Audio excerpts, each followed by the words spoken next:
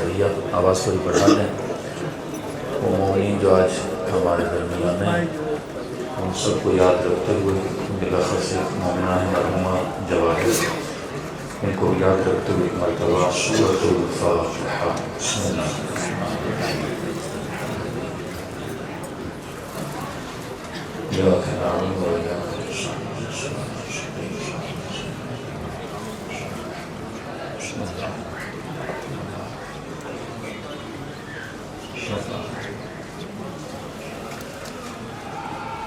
ربنا تقبل منا إنك أنت السميع العليم. صلوات على محمد وعلى محمد.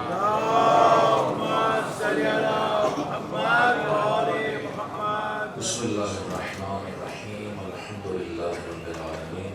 الصلاة والسلام على سيد المرسلين وخاتم النبيين أبي القاسم مصطفى محمد.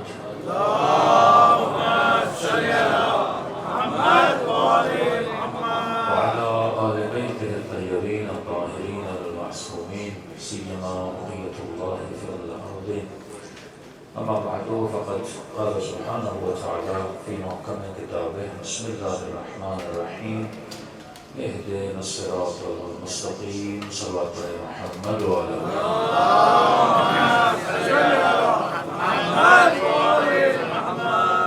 دعا ہے پروردگار عالم ان دنوں میں ہم سب کی عبادتوں کو عزاداریوں کو اپنی بارگاہ عالی میں قبول فرمائے.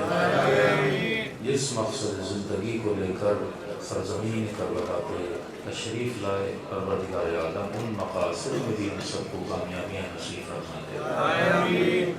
مسلسل آپ کی خدمت میں عرض کر رہے ہیں کہ خدا نے انسان کو انسان تب مانا جب انسان باہدف.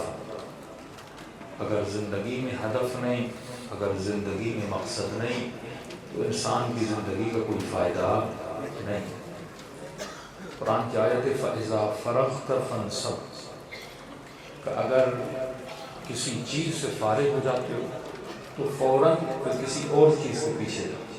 فَإِذَا فَرَغْتَ فَانْصَبْ وَإِلَىٰ رَبِّكَ فَارْغَب. کیونکہ یہ جو اللہ نے انسان کا مائنڈ بنایا ہے، آپ جب ایک کام کر لیتے ہو تو آپ یہ سمجھتے ہو کہ میں نے کام کر لیا، لیکن آپ کے مائنڈ نے پھر کوئی اور کام کرنا ہوتا ہے. یعنی یہ کبھی بھی رکنے والا نہیں ہے. تو قرآن انسان کو سمجھا رہا ہے، اہل بیت سمجھاتے ہیں کہ اگر آپ نے کوئی ٹارگٹ بنایا، گول بنایا تو اس گول کو کلک کر کے اسے پکڑو. جب تک وہ ختم نہیں ہوتا اسے چھوڑو نہیں، اور جب وہ ختم ہو جائے تو پھر فوراً کسی اور گول کی طرف چلے جائے. کیونکہ آپ ایک کام ختم کرو گے، اب آپ کے دماغ میں کچھ نہ کچھ کرنا ہے تو فوراً آپ موبائل اٹھاؤ گے. کئی لوگوں نے تجربہ کیا ہوگا، ایک ایک گھنٹہ انسان کو نہیں پتا میں نے کیا کرنا ہے، تو آپ کے 2 گھنٹے موبائل پہ گزر جاتے ہیں، آپ کے 3 گھنٹے سوشل میڈیا پہ گزر جاتے ہیں، کیونکہ مجھے نہیں پتا میں نے کیا کرنا ہے، اب کوئی ٹارگٹ نہیں ہے. تو یہ مائنڈ آٹومیٹیکلی کسی کام کے کرنے کے پیچھے ہوتا ہے. تو اب ہمیں کون ٹارگٹ دیتا ہے؟ موبائل ہمارے لیے ایک ٹارگٹ بناتا ہے، ہماری چاہتوں کے لیے ایک ٹارگٹ بناتا ہے. تو 3 گھنٹے 4 گھنٹے ہمارے اس طرح کیا ہو جاتے ہیں، ضائع ہو جاتے ہیں. اس لیے چھٹے امام فرماتے ہیں جس کا ٹارگٹ نہیں وہ شیعہ نہیں. فرمائے ہمارے شیعہ لہو و لعب سے دور ہیں. لہو و لعب ایسے کام جو غیر ہدف مند کام ہے، جن کا کوئی مقصد نہیں ہے. اگر شیعہ جوان فٹ بال بھی کھیلے، کرکٹ بھی کھیلے، ٹینس بھی کھیلے تو ایک ہدف لے کے کھیلے کہ بھائی میں 1 گھنٹہ ایکسرسائز کروں گا تاکہ میرے جسم کو کیا ملے، طاقت ملے. میں آدھا گھنٹہ اگر کچھ پڑھوں تو اس سے مجھے کیا ملے، فائدہ ملے. نہ کوئی کتاب بغیر ہدف کے اٹھایا کرو، نہ کسی گیم میں بغیر ہدف کے جایا کرو، نہ کسی مجلس میں بغیر ہدف بیٹھا کرو. کیونکہ آپ بغیر ہدف بیٹھیں گے پھر دماغ کبھی یہاں جب مارے گا، کبھی وہاں جب مارے گا. بعض لوگ ہوتے مجلس میں ہیں لیکن گویا ہیں گھر کے اندر. بعض لوگ ہوتے نماز میں ہیں پر سارا وجود ہوتا ہے بزنس کے اندر. تو پہلے ہدف بناؤ، پھر اس ہدف کو حاصل کرنے کے لیے تک و دو لگا دو. صبح سے شام تک محنت کرو تاکہ وہ ہدف کیا ہو جائے، پورا ہو جائے. جب اچیو ہو گیا تو خدا کو خوشی دے گا. اب اچیومنٹ کے بعد فیضا فرغت فانصب، پھر کہا فوراً ایک اور نیا ہدف بنا دو کہ خدا دن میں 17 رکعت نماز ایک ہدف دے رہا ہے نا. کہ مولانا ہم خوش کیسے بنے؟ میں نے کہا خوش تبھی بنو گے جب علی کی طرح زندگی میں ہدف بناتے جاؤ.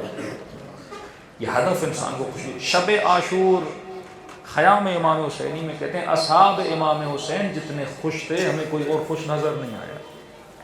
جناب بریر، جناب مسلم ابن اوسجا کہتے ہیں ایسے ایسے اصحاب ابی عبداللہ جن کو ہم نے کبھی مذاق کرتے ہوئے نہیں دیکھا، لیکن شب عاشور ان کا موڈ اتنا اچھا.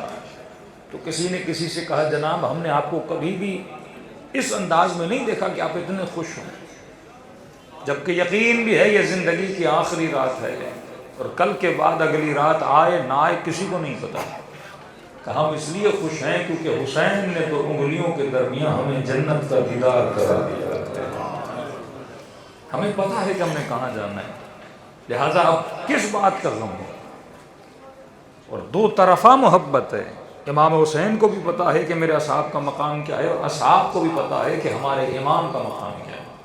کہ جناب نوفل سے ملتا ہے کہ آدھی رات کا وقت ہے، انہوں نے دیکھا کہ امام حسین ایک سایہ ان کو نظر آیا. یہ وہ صحابی امام حسین ہے جن کا خیمہ امام حسین کے سب سے زیادہ قریب تھا، اور پوری رات کھڑے رہتے تھے. کوئی یزیدی نہ آئے خیموں پہ حملہ کرے. تو کہتے ہیں مجھے ایک سایہ نظر آیا، انہوں نے سایہ کا پیچھا کیا. کہتے ہیں بہت آگے بڑھا، جب غور سے دیکھا یہ کس کا سایہ ہے تو پتہ چلا یہ خود وجود مبارک امام حسین. اب کہتے ہیں میں نے اس لیے پیچھا نہیں کیا کہ گویا امام حسین کی جاسوسی کروں. میں نے کہا کوئی پیچھے سے اٹیک نہ کر دے، دشمن نہ آ جائے. تو میں مولا کے پیچھے چلتا رہا تاکہ امام کی حفاظت میں چلوں. کہتا ہے چند قدم ہی بڑا تھا تو امام حسین کی آواز آئی کہ نوفل میرا پیچھا کیوں کر رہے؟ تو میں نے کہا مولا پیچھا نہیں کر رہا، آپ کی حفاظت کے لیے آ رہا. امام نے کہا آگے آ جاؤ. آگے آیا کہ بالکل ایک دوست، ایک رفیق کی طرح، ایک یار و یاور کی طرح امام حسین نے میرے ہاتھ کو پکڑا. وہ جس طرح کوئی چہل قدمی کرتا ہے تو مولا چلنے لگے.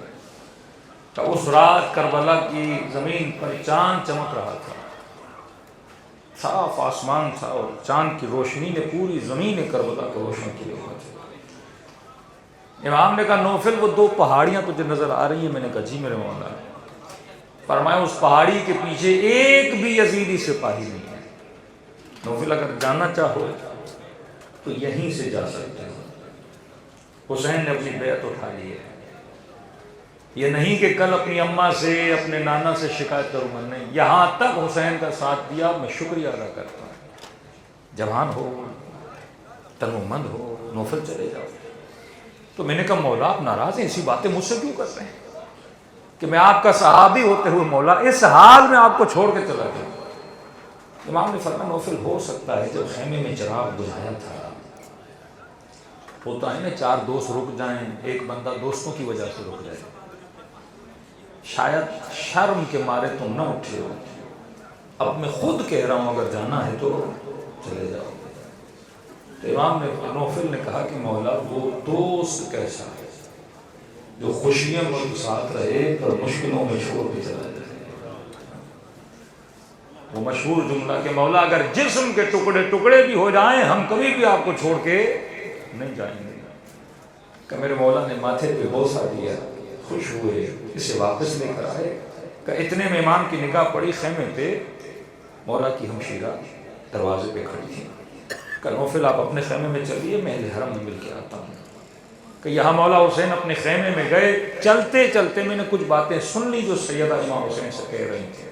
کہ جیسے خیمے کے اندر گئے تو بہن کو کہا کہ بہن آج آپ پریشان نظر آ رہی ہیں، کیا بات ہے؟ تو سیدہ نے کہا حسین کہیں ایسا تو نہیں آپ کے اصحاب کل آپ کو چھوڑ کے چلے جائیں؟ سیدہ کو ایک گھبراہٹ تھی. تو فرمایا بہن زینب اللہ نے جیسے صحابی مجھے دیے میرے بابا کو بھی نہیں دیے. تا قیامت دنیا رش کھائے گی حسین کا صاحب. ہدف مند اصحاب امام حسین. کہتے ہیں نوفل نے سنا، بڑا دکھ ہوا، سیدھا گیا خیمے میں، جناب حبیب ابن مطہر سے ملا. کہا حبیب کہ کیا ہوا اتنے اداس کیوں؟ کیونکہ رات کو ہنس رہے تھے، اچانک چہرے پہ اداسی آ گئی نا. کہ مت پوچھو کہ کیا بات ہے. کہ حبیب زہرا کی بیٹی کو ہم سب پہ بھروسہ نہیں ہے. کہ حبیب نے سارے اصحاب کو جمع کیا. جب آواز دی نا کہ سب جمع ہو جاؤ تو کہ حضرت عباس بھی آ گئے, علی اکبر بھی آ گئے, اور کہا کہ غازی عباس آج کلام آپ سے نہیں ہمیں اصحاب سے کرنا چاہتا ہوں. اور کہا کہ اے اصحاب رسول, نبی زادی کو ہم پہ بھروسہ نہیں ہے. کہیں ایسا تو نہ ہو کہ چھوڑ کے میرے بھائی کو چلے جائیں. کہتے اجازت لے کے سارے کے سارے جمع ہوئے سیدہ کے خیمے کے سامنے, اور وہ مشہور جملے کہے کہ بی بی اگر جسموں کو ٹکڑے ٹکڑے میں بدلا جائے, اگر راکھ بنا کے ہوا میں اڑایا جائے, پھر ہمیں زندہ کیا جائے, پھر بھی حسین پہ اپنی جانوں کو قربان کریں گے. اور یہ ہم وعدہ دے رہے ہیں کہ جب تک ہم زندہ ہیں حسین کے بدن پہ آنچ بھی نہیں آنے. ایک ہدف بنا جائے اور واقعاً اس ہدف پہ پورا اترے. تاریخ کربلا کہتے ہیں جب تک ایک بھی صحابی زندہ تھا امام حسین کو کوئی تیر تک نہیں لگا. جناب سعید نے 17 تیر کھائے لیکن ایک تیر اپنے آقا کے بدن تک آنے نہیں دیا. تو جب زندگی میں ہدف ہو تو ان کے بدن پہ تیر بھی لگتے تھے لیکن چہرے پہ کیا تھی؟ خوشی کے علامات تھی. دنیا سے جا بھی رہے تھے. آپ جب ان کے رجز پڑھیں گے, خود جناب نوفل جب لشکر یزید کے مقابلے میں جاتے ہیں یہ جملہ کہتے ہیں ان علانیاتنا, اے لشکر یزید مجھے پتا ہے کہ میری نیت کیا ہے, مجھے پتا ہے کہ میرا ہدف کیا ہے, ہمیں پتا ہے کہ ہم تم سے لڑنے کے لیے کیوں آئے, ہم بے ہدف اس میدان میں نہیں آئے. اور پھر کہا کہ تم ہمیں موت سے ڈراتے ہو. فرمایا ہمیں مرنے سے کوئی کراہت نہیں ہے کیونکہ موت ہمارے لیے رب کی ملاقات کا پیغام ہے. یہ ایسے لوگ تھے جو میدان جنگ میں بھی اترتے تھے لیکن چہرے پہ ذرہ برابر شکن نہیں تھی. تبھی امیر فرماتے ہیں اے انسان جب تک زندگی میں ہدف نہیں تب تک زندگی کا کوئی فائدہ نہیں. جتنی ہمتیں بلند کرو گے, ہدف بلند کرو گے, اتنی اپنی قیمت کو بلند کرو گے. صلوات پڑھیں محمد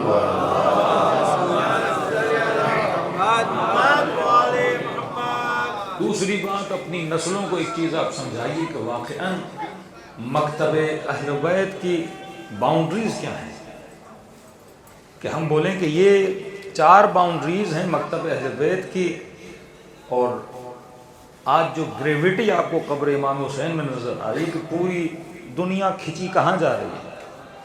آج اب پیدل چلتے ہیں تو ایک لوگوں کا سمندر ہے, کس کی طرف جا رہا ہے؟ امام حسین کی طرف جا رہا ہے. یہ کھچاو کیوں ہے قبر امام حسین میں؟ کیونکہ یہ مکتب عقل کا مکتب ہے. آپ کو بہت کم ملتا ہوگا کہ مثلا کوئی 100 لوگ آپ کو بولیں کہ میں شیعہ تھا مثلا فلاں بن گیا. نادر شادر نہیں ملتا آپ کو. لیکن آپ کو سینکڑوں لوگ ملیں گے جو کہیں گے ہم پہلے وہ تھے آج کیا بن گئے؟ شیعہ بن گئے. دنیا شیعہ کیوں بن رہی ہے؟ کوئی جادو کی چھڑی ہے کیا ہے تشیع میں ایسا کہ ہندو آپ کو ملے گا بولے گا میں شیعہ بن گیا, کرسچن ملے گا میں شیعہ بن گیا, سنی بولے گا میں شیعہ بن گیا. آپ کسی بھی اہل سنت کے مفتی سے انٹرویو لیں, واللہ باللہ سمت اللہ قسم کھا کے بولے کہ جناب صاحب آپ نے اتنی ٹریولنگ کی, آپ کو کتنے لوگ ملے جو یہ بولیں کہ ہم شیعہ سے سنی ہوئے ہیں. اور آپ یہاں کسی شیعہ مولانا سے پوچھیں کہ آپ کی اتنی عمر میں کتنے لوگ ملے ہیں جو آپ کو یہ بولتے تھے ہم سنی تھے ہم شیعہ بن گئے. اور تشیع یعنی شیعہ بننے کے بعد پھر کوئی واپس کیوں نہیں جاتا؟ آپ پہلی کلاس میں دوسری میں جاؤ گے, دوسری میں اور تیسری میں جاؤ گے, تیسری میں اور چوتھی میں جاؤ گے, تو میں ہمیشہ کہتا ہوں جو 12ویں پڑھ گیا تو پھر وہ پہلی میں تو نہیں جاتا. اتنا آگے جانے کے بعد پھر کوئی ریورس نہیں آتا. یہ مکتب انسان کو کامل بنا دیتا ہے, کمپلیٹ کر دیتا ہے. جب آپ کمپلیٹ ہو جاتے ہو پھر آپ بیک پہ نہیں جاتے, واپس نہیں جاتے. اب سوال ہے اس مکتب میں ایسا کیا ہے؟ مکتب تشیع اہل بیت نے ایسا کیا کیا کہ تشیع اتنی تیزی سے بڑھا کہ کہتے ہیں امام حسین جب شہید ہوئے تو کتنے ساتھی تھے امام حسین کے؟ 72. کچھ نے عدد زیادہ لکھا تو 100 اور 102 تک چلے گئے. چلو ہم میکس لگاتے ہیں 100. امام حسین جب شہید ہوتے ہیں تو 100 صحابی امام حسین کے, 30,000 لوگ یا بعض 3 لاکھ کہتے ہیں, اس سے زیادہ میں منیمم لے رہا ہوں, 30,000 لوگ امام حسین کو شہید کرنے کے لیے آئے. مطلب جتنا معاشرہ تھا وہ قاتل امام بن چکا تھا. قسمیات بذالک فرضیت بے، مولا فرماتے ہیں ان لوگوں پر بھی لعنت ہے جنہوں نے قتل کیا، ان لوگوں پر بھی لعنت ہے جنہوں نے سنا، ان لوگوں پر بھی لعنت ہے جو دیکھتے بھی رہے اور اس پہ کیا رہے، راضی رہے. ایک مرتبہ آپ چوری کرتے ہو، دوسری مرتبہ چوری کرتے نہیں ہو، پر چوری کو دیکھ کے چوری پہ راضی رہتے ہو تو آپ بھی چور ہو. ایک مرتبہ ظالم ہے، دوسری مرتبہ کوئی ظلم کو دیکھ کے خاموش رہتا ہے، وہ بھی ظالم کے صف میں کھڑا ہوگا. کہ اگر ظلم کو روک نہیں سکتے تو زبان سے اس کے خلاف تو بول سکتے ہو. اگر چور کو چوری سے روک تو نہیں سکتے، لیکن اپنی زبان سے امر بالمعروف کر کے یہ بیان تو کر سکتے ہو کہ اچھائی کیا ہے اور برائی کیا ہے. اب اہل بیت علیہ الصلوۃ والسلام نے ایسا کیا کیا؟ دوسرے امام کا زمانہ 100 صحابی ہیں مولا حسین کے، 72 بیچ میں امام زین العابدین، پھر آپ کے 5ویں امام، 24 سال کا فاصلہ. ایسا کیا کیا آپ کے امام زین العابدین نے کہ وہ معاشرہ جو امام کش تھا اسی معاشرے کو آپ کے چوتھے امام نے ناصر امام بنا دیا. وہ کون سی جادو کی ایسی چھڑی تھی کہ 24 سال کے عرصے میں جب 5ویں امام لیکچر دینے آتے ہیں تو صرف ایک لیکچر میں 4000 لوگ شرکت کرنے کے لیے بیٹھ جاتے ہیں. چھٹے امام کا زمانہ آتا ہے، لوگ پیسے دے کے امام کے لیکچر میں آنا چاہتے ہیں. یعنی میں زیادہ دور نہیں جا رہا، چوتھے امام کے بعد 5ویں امام کے زمانے میں کاشان شیعہ ہو چکا تھا، شہر رے شیعہ ہو چکا تھا، بخارا شیعہ ہو چکا تھا، بغداد و بصرہ شیعہ ہو چکا تھا. چھٹے امام کے زمانے میں پورا بحرین شیعہ ہو چکا ہے. یعنی آپ کے امام نے ایران کی طرف ٹریول بھی نہیں کیا، اہواز کی طرف ٹریول نہیں کیا. کیا واقعات سنتے ہیں کہ والی اہواز کیا تھا؟ شیعہ تھا. بحرین شیعہ ہو چکا ہے. 200 کلومیٹر کے ریڈیٹر میں پہلے کاشان شیعہ ہوتا ہے، شہر رے شیعہ ہوتا ہے، پھر اہل قم شیعہ ہو جاتے ہیں. آپ کو کوئی نظر نہیں آتا کہ اہل بیت علیہ الصلوۃ والسلام نے کوئی تبلیغ کی ہو وہاں جا کے یا خود گئے ہوں. ایک پورا شہر شیعہ ہو جاتا ہے کہ پہلی مرتبہ آپ کے 5ویں امام اپنے بیٹے جناب محمد کو کہاں بھیجتے ہیں؟ شہر کاشان میں بھیجتے ہیں کہ 4 سال کے بعد ان کی شہادت واقع ہو جاتی ہے. جب بھی ایران جائیں تو کاشان کے شہر کے نزدیک ان کی قبر کی ضرور زیارت کیا کریں. بالکل ویسے شہید کیے جیسے ان کے جد امام حسین کو شہید کیا جاتا ہے. تو اہل بیت خاموش نہیں بیٹھے، لیکن کیا کیا اہل بیت نے؟ حکومت ان کے پاس نہیں، میڈیا ان کے پاس نہیں. اس زمانے کا میڈیا تھا ممبر. حکومت دشمن کے پاس میڈیا جو ممبر تھا کہ ہر جمعے میں اعلان کیا جاتا تھا، یہ میڈیا ہے کہ 70,000 ممبروں سے علی ابن ابی طالب پہ سب و شتم کیا جائے. 70,000 ممبر کا مطلب یہ ہے کہ 70,000 ٹی وی چینلز. ممبر ٹی وی کی حیثیت رکھتا تھا. جو اعلان ہوتا تھا ممبر سے، مسجد سے، سیاسی اعلان ممبر سے، مسجد سے، خلیفہ بنے ممبر میں آئے، مسجد میں آئے. لوگوں کو دھمکانا ہو تو ممبر مسجد، لوگوں کو سمجھانا ہو تو ممبر مسجد، فضیلت پڑھنی ہو تو ممبر مسجد، کسی کی برائی کرنی ہو تو ممبر مسجد. مسجد کی بڑی ویلیو تھی اسلام میں. ٹی وی تو نہیں تھا. لوگ کس کو آ کے سنتے تھے؟ ممبر. کہانیاں کون آ کے سناتا تھا؟ مولوی حضرات. دین پھیلانا ممبر سے، دین کا نقصان کرنا ممبر سے. ممبر ان کے پاس، حکومت ان کے پاس، لیکن پھر بھی شیعہ کون بنا رہا ہے؟ آپ کے 5ویں امام، آپ کے چھٹے امام. یہ مس کانسیپٹ جو اہل بیت علیہ الصلوۃ والسلام کا ہم نے اپنی نسلوں کے ذہنوں میں ڈال دیا کہ آج کسی شیعہ جوان سے پوچھو کہ جناب امیر المومنین کی زندگی کتنی آپ کو یاد ہے تو کہتے مولانا خیبر کا پتہ ہے، خندق کا پتہ ہے، شب ہجرت کا پتہ ہے. جناب رسول خدا کے جانے کے بعد 25 سال جو امیر المومنین گھر میں تھے، کیا کیا امیر المومنین نے؟ پوری زندگی علی ابن ابی طالب کی سائلنٹ ہے آج ایک شیعہ جوان کے ذہن میں کہ 25 ایئرز علی نے کچھ نہیں کیا. اب پھر مولا کو حکومت ملتی ہے، پھر ہمیں جنگ صفین کا پتہ ہے، پھر ہمیں جنگ جمل کا پتہ ہے، لیکن 25 سال علی ابن ابی طالب نے کیا کیا؟ دیکھیے کہ انسان اگر تبلیغ کا کام کرنا چاہتا ہے، سب سے پہلے اسے کیا چاہیے؟ اکنومیکل پاور، پیسہ چاہیے. انہوں نے مولا سے کیا لیا؟ فدق لے لیا. فدق کی بہت زیادہ آمدنی تھی. کچھ کہتے ہیں 400 کے قریب، کچھ کہتے ہیں 4000 کے قریب مزدور وہاں پہ کام کرتے تھے. کیا کیا امیر المومنین نے؟ کیا خاموش بیٹھے؟ فَإِذَا فَرَغْتَ فَانْصَبْ. ہمارے ذہن میں ہے کہ اہل بیت بس چھڑی لگاتے تھے اور سونا زمین سے نکل آتا تھا. نہیں میرے عزیز، بالکل اسی طرح جس طرح آپ محنت کرتے ہو، علی بن طالب اسی طرح محنت کرتے تھے. جس طرح ایک عام سا بندہ باہر جاتا ہے، مزدوری کرتا ہے، محنت کرتا ہے، حلال کی روٹی اپنے گھر میں لاتا ہے، اسی طرح علی بن ابی طالب بھی کیا کرتے تھے؟ محنت کرتے تھے. یہاں تک ملا کہ گھر میں اتنے فاقے پڑ گئے کہ رات کے کھانے کے لیے کچھ بھی نہیں. ایک خاتون کہتی ہے کہ علی اگر کنویں سے میرے لیے پانی نکالو گے، اس پانی کی بالٹی کے عوض میں تمہیں کھجوریں دوں گی. پانی نکالنا کیوں مشکل تھا؟ کیونکہ جو رسی نیچے جاتی تھی وہ بھی کھجور کے تنے سے بنی ہوتی تھی، بڑی سخت ہوتی تھی. خاتون کے لیے بڑا مشکل ہوتا تھا. کہ مولا کا غلام کہتا ہے کہ جب مولا اس کافی گہرا کنواں تھا، جب پانی نکال رہے تھے، نکالتے نکالتے جب تک بالٹی اوپر آتی علی کے ہاتھ خون سے رنگین ہو چکے تھے. اس پانی کی بالٹی کے عوض اس نے امیر المومنین کو کھجور دی. یہ ابتداء زندگی امیر المومنین. لیکن 25 سال میں آپ کے مولا نے اتنی محنت کی، زحمت کی کہ مولا نے کئی زمینیں شہر مدینے میں خرید لی. کہ آپ کو باغ امام حسن بات میں سننے میں آتا ہے. یہ کس کی محنت تھی؟ علی بن ابی طالب کی. آج بھی سعودی عرب جائیں، بآئر امیر المؤمنین علی بن ابی طالب کے کھودے ہوئے کنویں آج بھی موجود ہیں. اس زمانے میں پانی کی ویلیو وہ ہوتی تھی جو آج پیٹرول کی ویلیو ہے. اور یہ کہ زمین کے کس حصے میں پانی ہے، یہ نالج کس کے پاس تھا؟ امیر المومنین کے پاس. جتنے کنویں علی بن ابی طالب نے کھودے اور لوگوں کو گفٹ کر کے دیے، یہ بھی تبلیغ کا اثر تھا. جب تک سوشل ویلفیئر آپ نہیں کرو گے تو لوگوں کے دلوں میں محبت کو کیسے پیدا کرو گے؟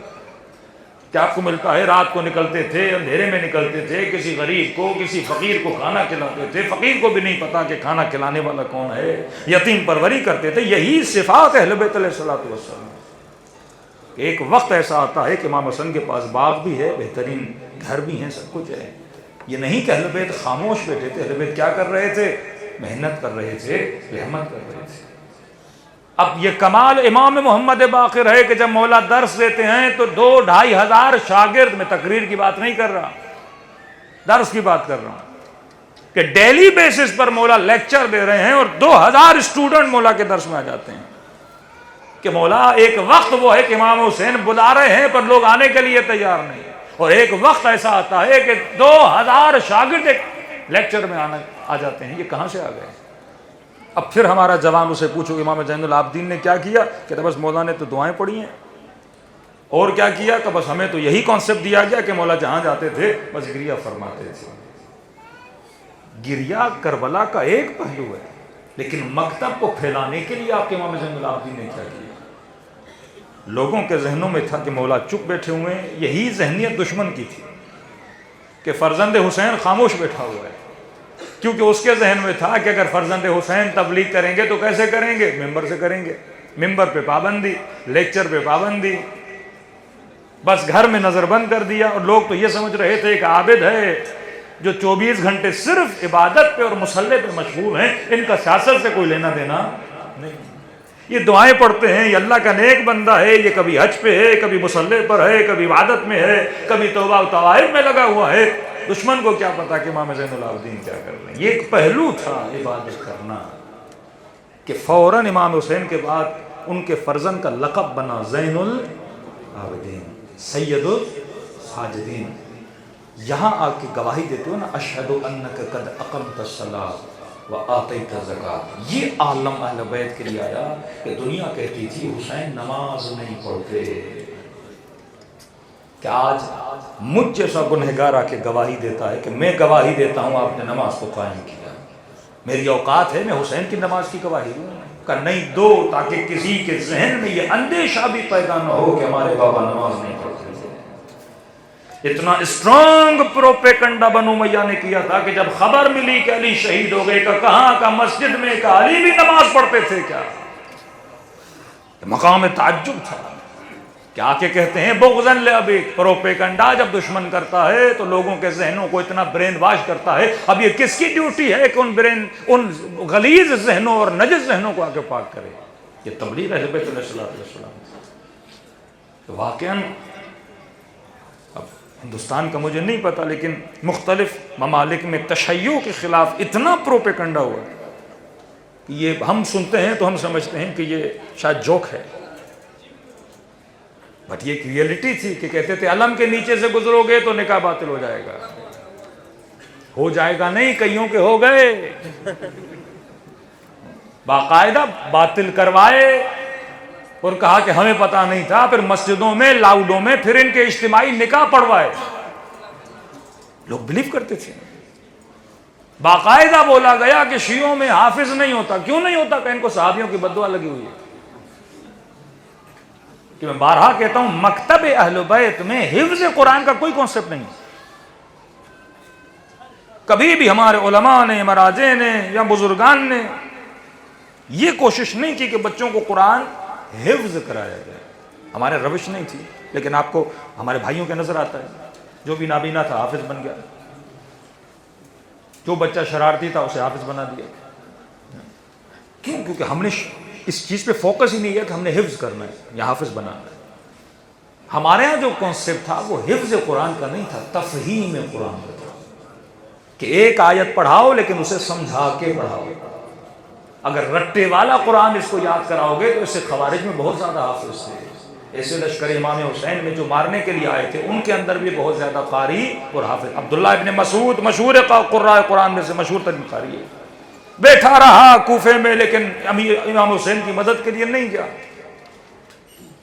ایسے ایسے حافظ جن کی قرأت سن کے آج ہمارے بچوں کو نہیں پتا کہ ابن ملجم بہترین قاری قرآن، کہ جب قرآن پڑھتا تو گلی میں رش لگ جاتا. اس کی آواز میں وہ درد تھا اور وہ رقت تھی کہ جب ایران کو مسلمان بنایا گیا تو اہل فارس نے عمر کو خط لکھا کہ جناب ہمیں قرآن کی تعلیم کے لیے کوئی ٹیچر بھیجو. تو ابن ملجم کو ایز اے ٹیچر آف قرآن کہاں بھیجا گیا؟ فارس بھیجا گیا. اور خط لکھ کے بھیجا کہ میں اپنا بہترین قاری بھیج رہا ہوں، اسے گھر بھی دینا، اس کا خیال بھی رکھنا، مطلب تمہارے اوپر احسان کر رہا ہوں. اور یہی ابن ملجم قاتل امیر کیونکہ ایک ہے قرآن کو حفظ کرنا، اچھی اچھی آوازوں میں قرآن کو پڑھنا. سارا زور اس پہ لگے کہ اچھی آواز میں کون پڑھتا ہے، لیکن تفہیم قرآن پہ غور نہ کیا جائے. اب شیعوں نے پھر حافظ کیوں بنا ہے؟ کیونکہ ہمیں کہا تمہیں بد دعا ہے. کس کی بد دعا ہے؟ صحابہ کی بد دعا ہے. ہم نے کہا ایسی بد دعائیں تمہیں بھی لگیں. اس بد دعا کے نتیجے میں آج تک چیلنج کا دروازہ کھلا ہوا ہے کہ تاریخ مسلمانوں میں کسی بھی مسلمان کا 4 سالہ بچہ نہیں دکھا سکتے جو حافظ قرآن. چیلنج کو ایکسپٹ کیا. ہم نے کہا دیکھتے ہیں بد دعا کس کو ہے. پھر ہم نے حفظ قرآن کر کے ان کو دکھانے کے لیے ایز اے چیلنج ہم نے ایکسپٹ کیا کہ جب یہ کہتے ہو کہ شیعہ میں حافظ نہیں ہوتا تو ہم نے کہا نہیں. پھر محمد حسین طباطبائی 4 سالہ بچہ حفظ قرآن کی، آج تک مسلمان 4 سالہ بچے کو حافظ نہیں کرا سکے. For the first time Oxford university نے اعزازی PhD دی 4 سالہ بچے کو حفظ قرآن کا. اور ہم نے اس بچے کو لانچ کہاں کیا؟ سعودی عرب میں. الزام وہاں سے نکلا نا. ان کو لے گئے سعودی عرب. آج بھی یوٹیوب پہ ویڈیو موجود ہے، سارے عرب بیٹھے ہیں. وہ سوال کرتے ہیں، یہ جواب قرآن سے دیتا ہے کہ ان کے والد کہتے ہیں کہ جب میں سعودی عرب سے واپس ایران آ رہا تھا اتنے کھلونے ملے میرے بچے کو، اگر وہ میں لے آتا تو پورا جہاز مجھے بک کرنا پڑتا. تو پھر آپ نے کیا کیا کہ میرے بچے نے ان کو جواب دیا کہ میں اس مکتب کا ماننے والا ہوں جن کو کھلونوں سے کھیلنے کی عادت نہیں ہے. اس طرح یہ مکتب علم تھا، یہ مکتب عقل تھا، یہ مکتب فطرت تھا. پروپیگنڈا اس زمانے میں بھی، پروپیگنڈا اس زمانے میں بھی. اب اس پروپیگنڈے کو مٹانے کے لیے آپ کے چوتھے امام کا لقب کیا بنا؟ زین العابدین. کہ چوتھے امام کے بعد کسی حاکم کو بھی یہ جرت نہیں ہوئی کہ یہ بولے آل رسول نماز نہیں پڑھا. کیونکہ حج کے ایام میں حاکم کھڑا رہتا تھا لیکن لوگ امام زین العابدین کے لیے راستہ کھول دیتے تھے. غصے سے پوچھنے لگا جناب میں اتنی دیر سے کھڑا ہوں حجر اسود کو بوسا دوں، مجھے کوئی راستہ نہیں دے رہا، لیکن یہ کون ہے جس کے لیے صفوں کو کھولا جا رہا ہے؟ تو کہا کہ قبلہ یہ زین العابدین ہے، یہ سید الساجدین ہے. ہر چیز، ہر لقب جو اہل بیت کو ملا، کیا چوتھے امام باقر العلوم نہیں؟ کیا چوتھے امام رضا نہیں؟ کیا چوتھے امام نقی نہیں؟ یہ ساری صفات ان کے اندر ہیں. لیکن کس صفت کو کس زمانے میں ہم کہتے ہیں بروز کرنا ہے، کون سی صفت سب سے زیادہ کھول کے دکھانی ہے. ایک مرتبہ آپ امیر بھی ہو، آپ مشہور بھی ہو، آپ کی اچھی آواز بھی ہے، آپ عالم بھی ہو، آپ فزکس بھی جانتے ہو، آپ سائنس بھی جانتے ہو، آپ کیمسٹری بھی جانتے ہو، لیکن میں نے کہاں پہ اپنی کون سی چیز ظاہر کرنی ہے کہ آپ کے اوپر ہے۔ ہر نبی کے پاس ہر معجزہ تھا، لیکن حضرت موسیٰ کس معجزے کو ظاہر کر رہے ہیں؟ کبھی اجدہا بنا رہے ہیں کیونکہ زمانہ جادوگروں کا ہے۔ حضرت رسول قرآن کو بہترین ترتیب میں پڑھ رہے ہیں کیونکہ زمانہ شاعروں کا ہے۔ حضرت ابراہیم کے زمانے میں کون سی چیز کو ظاہر کرنا، یہ اللہ بتاتا ہے کہ اپنے زمانے کے حساب سے چیزوں کو کیا کیا کرو، ظاہر کیا کرو۔ یہ شعور اہل بیت علیہ الصلوۃ والسلام نے اپنے چاہنے والوں کو بھی دیا اور اس طرح سے مکتب کی ترویج کی۔ اب کیا کیا آپ کے امام زین العابدین نے؟ صلوات پڑھے محمد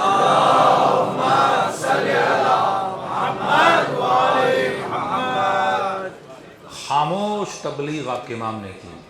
ٹی وی نہیں، پیسہ نہیں، خطبہ نہیں دے سکتے، مسجد میں جا کے لوگوں کو سمجھا نہیں سکتے، امر بالمعروف نہیں کر سکتے، نہیں انل منکر نہیں کر سکتے۔ اب اس عالم امام کو کیا کرنا ہے؟ مولا کو پتا ہے اہل مدینہ کے دل قسی ہو چکے ہیں، اہل مکہ کے دل قسی ہو چکے ہیں۔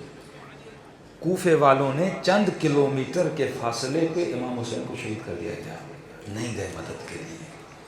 قساوت قلب، کہاں تبلیغ کریں؟ مدینے والوں کے امام حسین کہہ رہے ہیں میں جا رہا ہوں اور بتا کے جا رہا ہوں کہ مجھے شہید کر دیا جائے گا، نہیں جا رہا مدینے سے۔ قساوت قلب۔ مکے میں دوران حج اپنے حج کو ادھورا چھوڑ کے نکل رہے ہیں، قساوت قلب۔ پتہ ہے حسین جا رہے ہیں لیکن امام حسین کی مدد نہیں کر رہے۔ کوفے پہنچتے ہیں، کوفی چند فرسخوں کے فاصلے پر ہیں لیکن امام حسین کی مدد کے لیے نہیں آ رہے۔ قساوت۔ اب ان کے اوپر تبلیغ بھی کریں تو کوئی فائدہ نہیں۔ جب انسان کا دل قسی ہو جائے، بولے مولانا اسے سمجھاؤ سمجھاؤ، کچھ نہیں ہوگا، کیونکہ دل پہ جتنے پردے پڑ چکے ہیں، کالک لگ چکی ہے، بہت محنت چاہیے۔ میں ہمیشہ کہتا ہوں کہ یہ واحد زمین ہے جہاں پہ سخت ترین دل بھی لمحوں میں تیار ہو جاتا ہے، کوئی ایسی جگہ نہیں ہے۔ حرم امام حسین، یعنی بد سے بدتر بندہ بھی اس زمین پہ آئے گا، اللہ اس کے دل کو کیا کرتا ہے؟ نرم کر دیتا ہے۔ وہ زمین جس میں امید ہی نہیں ہے فصل لگے اور کوئی فصل اگے، لیکن یہ جوہر امام حسین کے پاس ہے کہ وہ بانج ترین زمینوں کو بھی کیا کرتے ہیں؟ آباد کر دیتے ہیں۔ اب امام نے کیا کیا؟ امام نے دیکھا اہل مدینہ پہ تبلیغ کروں گا اثر نہیں، اہل مکہ پہ تبلیغ کروں گا دل قسی، اہل کوفہ کی تو بات ہی نہ کریں۔ تو کہتے ہیں اس وقت اسلام بہت زیادہ پھیل چکا تھا، 3 بڑے امپائر تھے، مصر، ایران اور روم۔ فتوحات ہوئیں، تینوں امپائر سے کن کو لایا گیا؟ غلاموں کو لایا گیا، نئے نئے مسلمان۔ نیا نیا مسلمان جو بنا تھا اس کا دل کیا تھا؟ نرم تھا۔ امام نے سب سے زیادہ کام کن پہ شروع کر دیا؟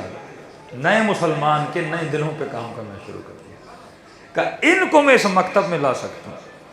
عجیب ہے، تاریخ اسلام جب آپ پڑھیں گے آپ کے کسی امام نے اتنے غلام نہیں خریدے جتنے آپ کے چوتھے امام نے خریدے۔ کہتے ہیں اراؤنڈ 18,000 غلام خریدے، 18,000 غلام۔ گھر میں 4 نوکروں کی ضرورت ہے، 400 خرید رہے ہیں۔ باغ میں 50 غلاموں کی ضرورت ہے، 500 لے کر آ رہے ہیں۔ ایک تیر سے 2 نشان کیے۔ ایک، اسلام غلاموں کی خرید و فروخت کو پسند نہیں کرتا تھا۔ کئی بہانوں سے کہا روزہ ٹوٹ گیا غلام آزاد کرو، یہ کفارہ غلام آزاد کرو۔ اب بزنس کب چلتا ہے کہ آپ خریدو پھر اگلے کو بیچو پھر اگلا دوسرے کو بیچے، تو پورا وہ بزنس کیا ہوتا ہے؟ رول ہوتا ہے نا۔ امام کیا کرتے تھے؟ غلام خریدتے تھے، خریدنے کے بعد آزاد کر دیتے تھے۔ تو سارے بزنس کو امام نے کیا کر دیا؟ ایک طرح سے خراب کر دیا۔ کہتے تھے علی بن الحسین اگر غلام خریدا آگے بیچو، یہ جو آپ کر رہے ہو غلاموں کو خرید کے آزاد کر رہے ہو، ہمارا سارا بزنس کیا ہو رہا ہے؟ خراب ہو رہا ہے۔ 18,000 غلام خریدے آپ کے امام نے، اور کسی بھی غلام کو 1 سال سے زیادہ اپنے گھر میں آپ کے چوتھے امام نے نہیں رکھا۔ صلوات پڑھیں محمد۔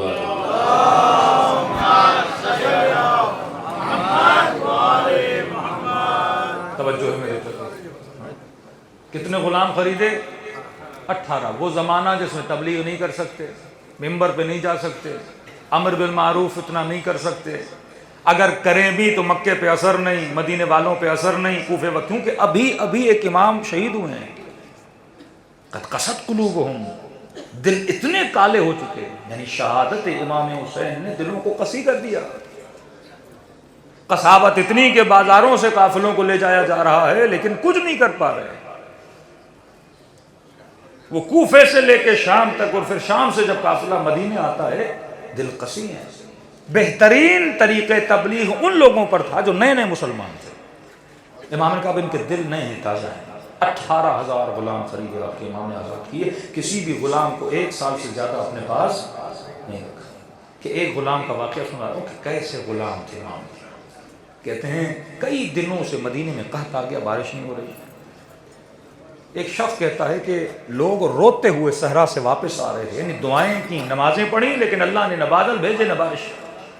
کہ جب یہ واپس آ رہے تھے تو خاتون کی گود میں شیر خوار بچہ تھا، اور خشک اور قحط سالی اتنی آ گئی کہ ماؤں کے سینوں سے دودھ خشک ہو گیا. بچے رو رہے ہیں. کہہ رہے ہیں ایک بچہ ماں کی گود میں رو رہا تھا تو کہتے ہیں بازار میں کالا حبشی غلام، اس کی نگاہ اس عورت پہ پڑی اور بچے پہ پڑی جو رو رہا تھا. کہہ رہے یہ غلام رو پڑا اس بچے کو روتا دیکھ کے، پیاسا دیکھ کے، بھوکا دیکھ کے. اس نے دعا کے لیے ہاتھ اٹھائے اور کہا پروردگارا اپنی امت محمد کی امت پہ رحم فرما. یہ بچے بھوکے ہیں، پیاسے ہیں، بارش برسا. کہ بس یہ کہا خدایا بارش برسا کا بادلوں نے آنا شروع کر دیا اور برسنا شروع کر دیا. کہتا میں پریشان، پوری امت گئی دعا مانگنے، اللہ نے قبول نہیں کی. یہ کالا حبشی غلام اس نے 2 جملے زبان سے کیا نکالے اور بادلوں نے برسنا شروع کر دیا. کہتا میں نے اس کا پیچھا کیا، یہ ہے کون؟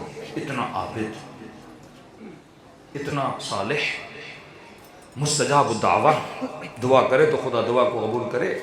کہتا پیچھا کیا کسی گھر کے اندر کیا؟ میں نے دروازے پہ دستک دی، کنیز باہر آئے. کس کا گھر ہے؟ کہ یہ علی ابن الحسین کا گھر ہے، فرزند حسین کا گھر ہے. کہ اپنے مولا کو بلا، مولا ہے کہ مولا آپ سے کام ہے، آپ کے غلام سے ملنا ہے. امام نے کہا کیا بات ہے؟ اب معرفت دیکھیے اس کی کتنی. کہنے لگا کہ علی ابن الحسین یا ابن رسول اللہ، آپ کو نہیں پتا کہ آپ کے گھر میں کیسا ہیرا پڑا ہوا ہے. امام نے کہا کیسا ہیرا؟ کہا ایک غلام ہے آپ کے پاس، میں نے دیکھا ابھی آپ کے گھر کے اندر آیا، بڑا مستجاب دعویٰ ہے. پورے مدینے نے دعا کی، دعا قبول نہیں ہوئی، لیکن اس غلام نے دعا کی، اللہ نے بارش برسا دی. امام نے کہا سارے غلاموں کو بڑھاؤ. کئی غلام تھے، آئے کھڑے ہو، کون سا غلام ہے؟ اشارہ کیا یہ والا. کہ آنکھوں سے دیکھا ہے، اس نے ایک جملہ کہا اور بادلوں نے برسنا شروع کی. امام نے کہا غلام کب سے کرامتیں دکھلانے لگے؟ لوگ میرے در تک آ گئے. کہ مولا واللہ کوئی کرامت نہیں. دل دکھی ہوا، دعا کے لیے ہاتھوں کو اٹھایا، بس دعا کی، اب رب کی مرضی کس کی دعا قبول کرے. کہا کہ علی ابن الحسین جتنی قیمت بولیں گے میں اس غلام کی دینے کے لیے تیار ہوں، لیکن یہ غلام مجھے دے. امام نے کہا آج تک میں نے بیچا نہیں، آزاد ضرور کیا ہے. کہ غلام تجھے زین العابدین نے آزاد کیا، اب تیری مرضی جہاں جانا چاہو. کہ ایک دعا بازار میں کی تھی، دوسری دعا امام کے گھر میں کی، اور کہ پروردگارہ زندگی تب تک اچھی تھی جب تک اس امام کی غلامی میں تھا. کہ یہ کہا اور بدن سے روح برباد کر کے چلی گئی. 18,000 غلام خریدا کے امام صلی اللہ علیہ وسلم. آج ہمارا شیعہ کا جو ذہن ہے وہ بلائنڈ کمپلیٹلی. بس ہمیں امام زین العابدین کا یہ پتا ہے، پانی کو دیکھ کے روتے تھے، بازار میں جا کے روتے تھے، اس کے علاوہ کیا پتا ہے آپ کو امام زین العابدین نے کیا کیا؟ یہ سرمایہ کس نے بنایا؟ امام زین العابدین نے بنایا. کہ مولا کے ان غلاموں میں سے ایک غلام ہے ابو حمزہ سمالی. ایسے غلام ملتے ہیں جنہوں نے 18,000، کسی نے 7,000 حدیثوں کے ناقل بنے. کہ جناب زید کا جب لشکر نکلتا ہے، کہتے ہیں اکثر جناب زید کے لشکر میں شرکت کرنے والے امام زین العابدین کے غلام تھے. کہ آپ کے بابا کا ہمارے اوپر بہت بڑا احسان ہے. اب غلام مصر سے تھا، غلام میں نے کہا ایران سے تھا، غلام رومن سے تھا. اب اچانک آپ کو پتا چلتا ہے کہ 5ویں امام کے زمانے میں ایک فیملی کے 7 ممبر شیعہ ہوئے قم میں، ایک فیملی کے. اور جیسے انہوں نے، ایک شخص تھا اس کے تقریباً 11 بیٹے تھے، 11 بیٹوں میں سے اس کے ایک بیٹے نے کہا کہ میں شیعہ علی بن ابی طالب ہونا چاہتا ہوں. کہتے ہیں اس ایک کی وجہ سے پورا قم کیا ہوا؟ شیعہ ہو گیا. پھر کاشان شیعہ ہو گیا، پھر شہر رے شیعہ ہو گیا. کہ امام ہادی کے زمانے میں عبدالعزیز حسنی آپ شہر رے میں جاتے ہیں ان کی زیارت پہ، کہ جن کی زیارت کا ثواب امام حسین کی زیارت کے ثواب کے برابر ہے. شہروں کے شہروں کیا ہو گئے؟ شیعہ ہو گئے. یہ نہیں کہ اہل بیت خاموش بیٹھے تھے. پروپیگنڈاز کا بھی جواب دیا اہل بیت علیہ السلام نے اور بڑی سکون سے اہتمام کیا, اہداف بنائے اور اس مکتب کو آگے بڑھایا. صلوات پڑھیں محمد علیہ.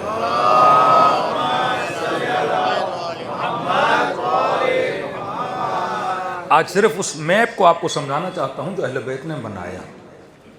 کہ میں نے کہا اس مکتب میں اتنی کشش کیوں ہے کہ دن بدن لوگ اس مکتب اہل بیت میں آ رہے ہیں. ایک یہ مکتب عقلانیت کا مکتب ہے. میں نے کسی خاتون نے آئی ٹی میں کام کرتی تو اس نے بڑا خوبصورت میپ بنایا تھا, ہم نے مجالس میں جب بتایا. یعنی یہ میپ ہر شیعہ کے گھر میں ہونا چاہیے. آپ کو پتا ہو کہ میکنزم آف شیعہ کیا ہے. اگر میں اس میکنزم سے نکلا تو میں شیعہ نہیں. یہ میکنزم ہے جہاں سے میری نسلیں بچیں گی, جہاں سے مکتب اہل بیت چلے گا اور پروان چڑھے گا. اہل بیت نے ایک نیٹ ورک بنایا. اب ہر مکتب کا ایک نیٹ ورک ہوتا ہے, تشیع کا مضبوط نیٹ ورک ہے. ہمارے بھائیوں کے پاس کوئی نیٹ ورک نہیں. ہم کہتے ہیں بھائی آپ ایک نیٹ ورک بتاؤ, ہم اس پہ چلتے ہیں. مثال دے رہا ہوں, صرف ہلکی سی ٹچ دے رہا ہوں تاکہ کوئی ملے تو آپ ذرا اسے سنا دیجئے گا تاکہ وہ بھی تھوڑا پریشان ہو کے پھر سوچے. میں نے کہا بھائی رسول کے بعد کیا میکنزم ہے آپ کے پاس؟ کبھی رسول نے کہا کہ امت بنائے خلیفہ. ٹھیک ہے بھائی, ہم اسی میکنزم پہ چلتے ہیں. پہلے خلیفے کہاں بنے؟ ثقیفہ میں. انصار و مہاجرین جمع ہوئے, ہم اختلاف میں نہیں پڑتے, چلو انصار اور مہاجرین نے مل کے ایک بندے کو کیا بنایا؟ خلیفہ. اب یہ میکنزم بنا کہ خلیفہ کون بنائے گا؟ انصار اور مہاجرین. مطلب مسلمان خلیفہ بنائیں گے. چلے پہلا خلیفہ بن گیا. اب یہی میکنزم رہنا چاہیے نا. دوسرے جب بنے میکنزم بدل گیا. دوسرے کو بنایا پہلے نے, چلو اب دوسرے میکنزم پہ عمل کرو. تیسرے جب بنے شورا بن گئی. تھرڈ میکنزم بنا, چلو چوتھے پہ بھی یہی میکنزم چلا. پھر حضرت علی ابن ابی طالب کی جب باری آئی تو کمپلیٹ ڈیموکریسی آ گئی. لوگوں نے علی ابن طالب کو چنا, چوتھا میکنزم آ گیا. اب بھائی اسی میکنزم پہ رہو. پھر پانچویں جب صاحب بنے تو انہوں نے تلوار کے زور پہ کیا بنا دیا؟ خود کو خلیفہ ڈکلیئر کر دیا. پانچواں میکنزم. اچھا پھر ہمیشہ بھلا تلوار کے زور پہ خلیفہ بنے. پھر چھٹا میکنزم کیا آیا کہ باپ نے بیٹے کو خلیفہ بنا دیا. 5 میکنزم آئے یزید تک بننے کے. لیکن آپ کے 11 ہوں یا 12 ہوں میکنزم ہی کی ہے. سسٹم جہاں پہ موجود ہوتا ہے وہ سسٹم کبھی ٹوٹتا نہیں. کیسے ممکن ہے کہ رسول گرامی آپ کو کوئی میکنزم نہ دے کے جائے؟ اب یہی سوچ اگر شیعہ جوان رکھے کہ اہل بیت نے تبلیغ کی کا مولانا یہ مکتب اہل بیت ایک معجزاتی مکتب ہے, صحیح پڑھ رہا ہے. اب اچانک سنتے ہو یہ شیعہ بن گیا, وہ شیعہ بن گیا. ہاں کربلا کی مشی چلی ہے, تقریباً 2 لاکھ 4 لاکھ 5 لاکھ اب 25 ملین تک لوگ پہنچ گئے. ایسے ہی پڑھ رہے ہیں وداؤٹ اینی میکنزم. کہ جس طرح ہر 2 دن کے بعد ہر گھر میں ایک معجزہ ہوتا تھا وہی ہو رہا ہے آج کل, آپ سمجھ رہے ہیں. ایسا ہی اہل بیت نے اس مکتب کو بڑھایا. نہیں میرے عزیز, محنت کی ہے آل رسول نے, قربانیاں دی ہیں آل رسول نے, ان کا صاحب نے قربانیاں دی, شیعوں کو بصیر بنایا, بصیرت دی, تربیت کی. تب جا کے مکتب اہل بیت نے اپنے روٹس کو ایک اسلامی معاشرے میں کیا کیا؟ مضبوط. آج صرف میپ دے رہا ہوں, انشاءاللہ تفسیر میں کل یا پرسوں کی مجلس میں آئیں گے. دیکھیے یہ ہے نیٹ ورک آف اہل بیت. اب اہل بیت کے مکتب کو چلانے والے کون ہیں؟ 2, قرآن اور اہل بیت. انی تارکم فیکم الثقلین کتاب اللہ و عترتی اہل بیت. 2 چیزیں چھوڑے جا رہا ہوں, ایک اپنی کتاب, دوسرا اپنی اہل بیت. آپ کے بھائیوں کا نیٹ ورک کس طرح چلتا ہے کہ قرآن اور سنت. قرآن اور سنت دونوں ریٹن مٹیریل ہے, سینٹنس ہے. قرآن بھی لکھا ہوا, سنت بھی لکھی ہوئی. اب لکھے ہوئے پہ چلا کیسے جائے؟ رول ماڈل تو ہو.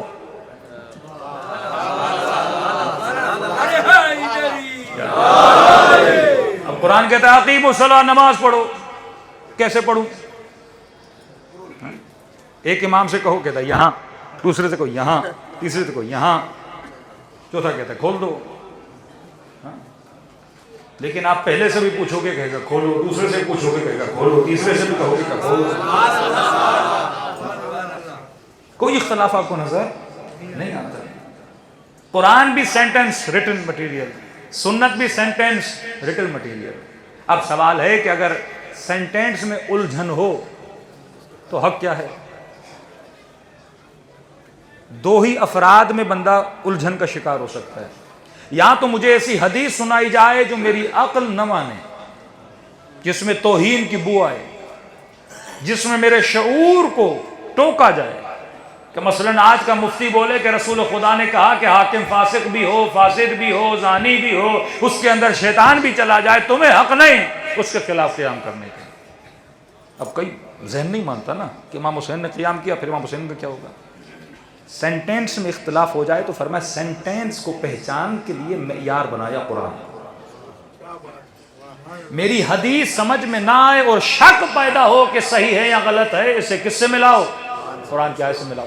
اگر ملے تو میرا کلام ہے، نہ ملے تو فرمایا اپنی جوتے کی نوک پہ رکھو.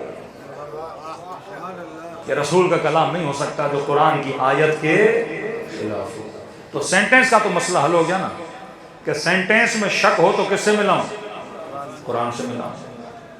کہ پاکستان کا ایک مفتی تھا اور اس سے کسی نے کہا کہ قبلہ یزید ظالم ہے کہاں، کا فاسق ہے کہاں، کا ظلم کیا کہاں، کا پھر یزید کو لعنت بھیجو. پھنس گیا نا. پہلے سارا اس نے اسے اگلوایا، ظالم تھا کہاں، جھوٹا تھا کہاں، فاسق تھا کہاں، کا فرزند رسول کے ساتھ ظلم کیا کہاں. اس نے پھر فوراً کہا کہ لعنت بھیجو. کہا نہیں یہ شیعہ بھیجتے، ہم نہیں بھیجتے. اب یہ رکا کیوں؟ کہ یہ شیعہ بھیجتے ہیں. میں نے کہا شیعہ نہیں بھیجتے، خدا بھیجتا ہے. لعنت اللہ علی القوم الظالمین، لعنت اللہ علی القوم الکاذبین. خدا کہتا ہے میری جھوٹوں پر بھی لعنت ہے، ظالموں پر بھی لعنت ہے، وہ چاہے ظالم کل کا ہو چاہے آج کا ہو.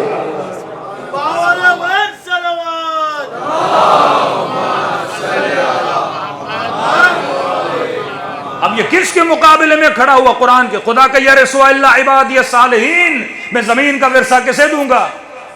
صالحین کو دوں گا.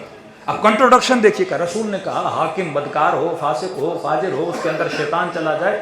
عجیب روایتیں. فرمایا یہاں تک اگر وہ تمہیں اپنے دین سے بھی ہٹا دے تمہیں حق نہیں اس کے خلاف قیام کرنے کا. اور خدا اسی مسلمان کو کہے نماز میں آ کے کہو اہدنا الصراط المستقیم. مطلب صبح سے شام تک دعا مانگو مجھے ہدایت دو، اور پھر وہی خدا کہے کہ اوپر والا اگر تمہیں حاکم، مطلب اوپر والا تمہیں حاکم اگر دین کے راستے سے ہٹائے ہٹ جاؤ، کوئی مسئلہ نہیں ہے. تو یہ میں مثال پاکستان میں دیتا ہوں، یہاں نہیں دے رہا. میں نے کہا مثلاً ایک ہمارے یہاں الیکشن ہوتے ہیں نا، ووٹ وغیرہ ہوتا ہے، آپ انڈیا میں بھی ہوتے ہوں گے. دھاندلی ہوتی ہے کہ نہیں یہ مجھے نہیں پتا، لیکن اگر کوئی بندہ بولے کہ میں کسی نیک بندے کو ووٹ دوں گا، صالح بندے کو ووٹ دوں گا، کسی نان کرپٹ بندے کو ووٹ دوں گا، بالکل کلین بندے کو ووٹ دوں گا، اور جب ووٹ دینے جائے سب سے زیادہ کرپٹ کو دے کے آئے تو دنیا بولے کہ جناب کہہ کچھ رہے تھے اور کر کچھ آئے. یہ بالکل ایسے نماز میں کہیں اہدنا الصراط المستقیم، پھر خدا کہے کہ یزید جو کہے وہ کرو. کنٹروڈکشن ہو گیا نا.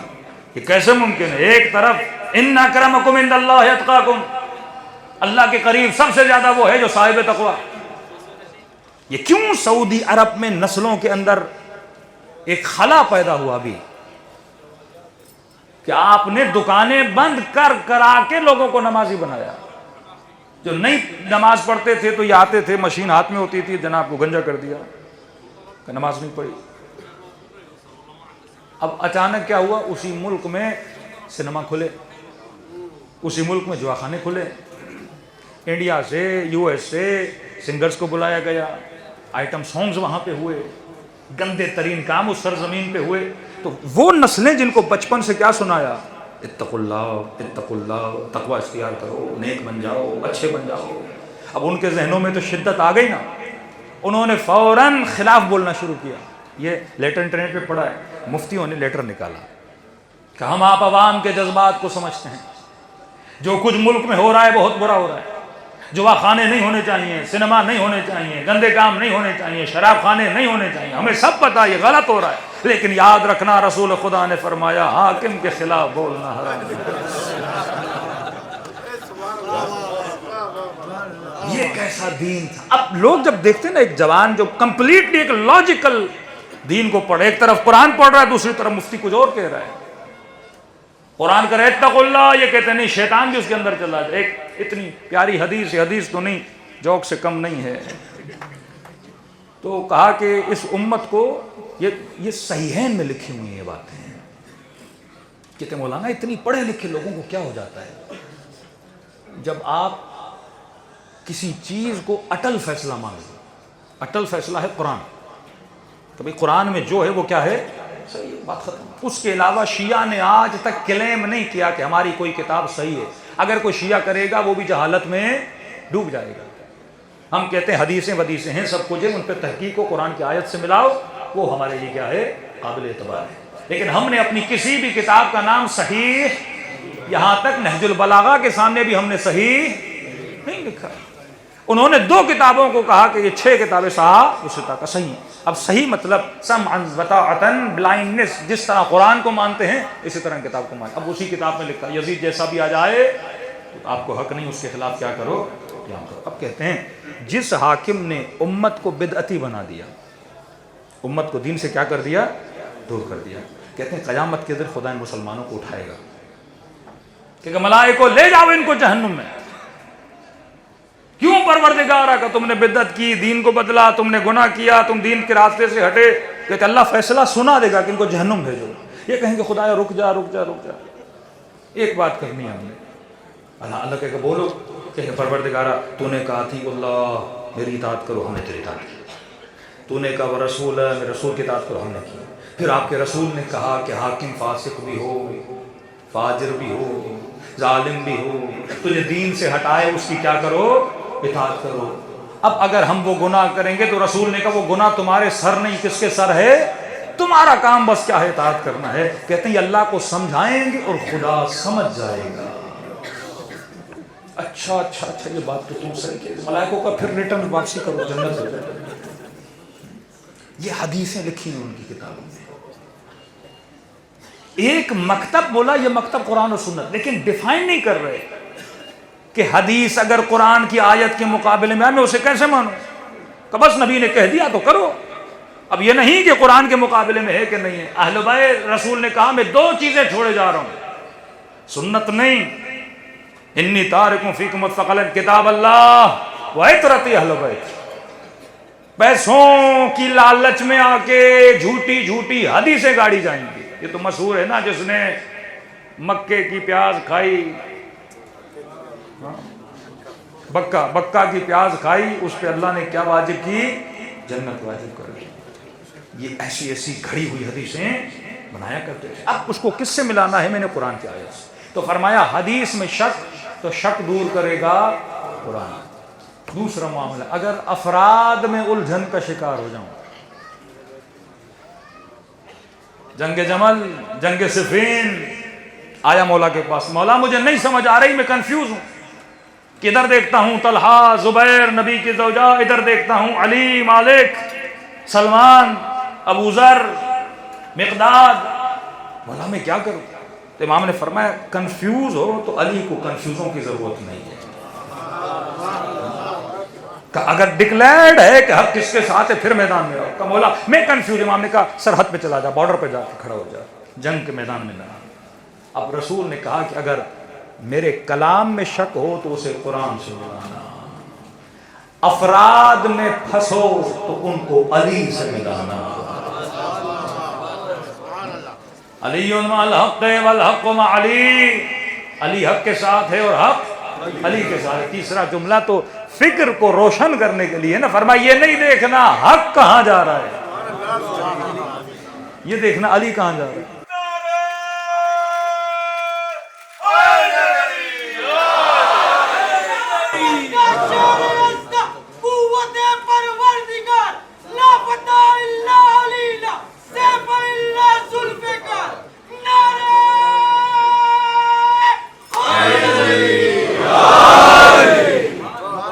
کبھی آپ نے جملے پہ غور کیا؟ یہ نہ دیکھنا حق کہاں جا رہا ہے، یہ دیکھنا علی کہاں جا رہے ہیں. تو سوال تو کر سکتے ہیں یا رسول اللہ کیا علی اور حق جدا ہو سکتے ہیں؟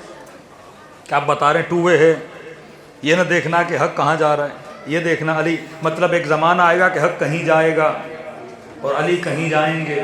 یا رسول اللہ یہ کون سا حق ہے؟ کہ زبان استعمار میں بتا رہا ہوں کہ اس زمانے میں جن کو لوگ حق بولیں گے وہ حق نہ دیکھنا کہاں جا رہا ہے، یہ دیکھنا علی بن ابی طالب کہاں جا رہا ہے. اب مسلمانوں نے تو سب کو حق بنا دیا نا. کہ میں اور آسان کر کے سمجھاتا ہوں کہ مثلاً آپ نے کربلا سے جانا ہے نجف اور باہر کھڑی ہیں 100 گاڑیاں. آپ نے پوچھا مولانا کس گاڑی میں چڑھوں؟ شاید کوئی بصرہ جا رہی ہے، بغداد جا رہی ہے، ایران جا رہی ہے، کرکوک جا رہی ہے، کہاں جا رہی ہے، کس گاڑی میں چڑھوں؟ تو مفتی صاحب نے کہا 100 کی 100 نجف جا رہی ہیں. آپ نے مفتی پہ اعتبار کیا، جو گاڑی ملی آپ چڑھ گئے. اور جب آنکھ کھلی تو دیکھا تو جناب نجف تو ہے ہی نہیں، کوئی گاڑی جہنم میں جا کے رکی، کوئی گاڑی پتہ نہیں کہاں جا کے رکی. تو آپ نے تو گاڑی کے پیچھے لگے نا.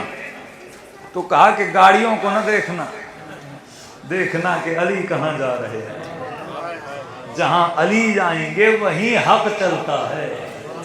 تو یہ جو نیٹ ورک اہل بیت نے بنایا، اس نیٹ ورک کے چلانے والے دو، آج صرف نشاندہی کر رہا ہوں، تفصیل میں کل یا پرسوں کی مجلس میں آؤں گا. اب یہ میپ اپنے ذہن میں بٹھا دیں. اہل بیت کا نیٹ ورک آف اہل بیت کو چلانے والے، رن کرنے والے کون ہیں؟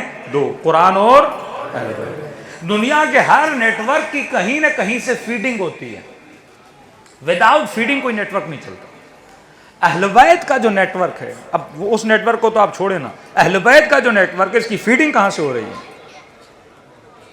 وہاں تو میں مثال دیتا ہوں نا، 2 رکعت نماز پڑھنے والا بھی جنتی، صبح کو 2 کو 4 کرنے والا بھی جنتی، جمعے کو بدھ پڑھنے والا بھی جنتی، مارنے والا بھی جنتی، مرنے والا بھی جنتی. اب یہ جو نیٹ ورک ہے اس سے الگ کیوں ہے؟ تو یہاں ہر کسی کو مفت میں جنت بانٹی نہیں گئی. کہ اس کی فیڈنگ کہاں سے ہو رہی ہے؟ فرمایا نیٹ ورک آف اہل البیت کی جو فیڈنگ ہے وہ 2 چیزیں ہیں، عقل اور فطرت. یہاں ہر حکم عقل کے مطابق ہے.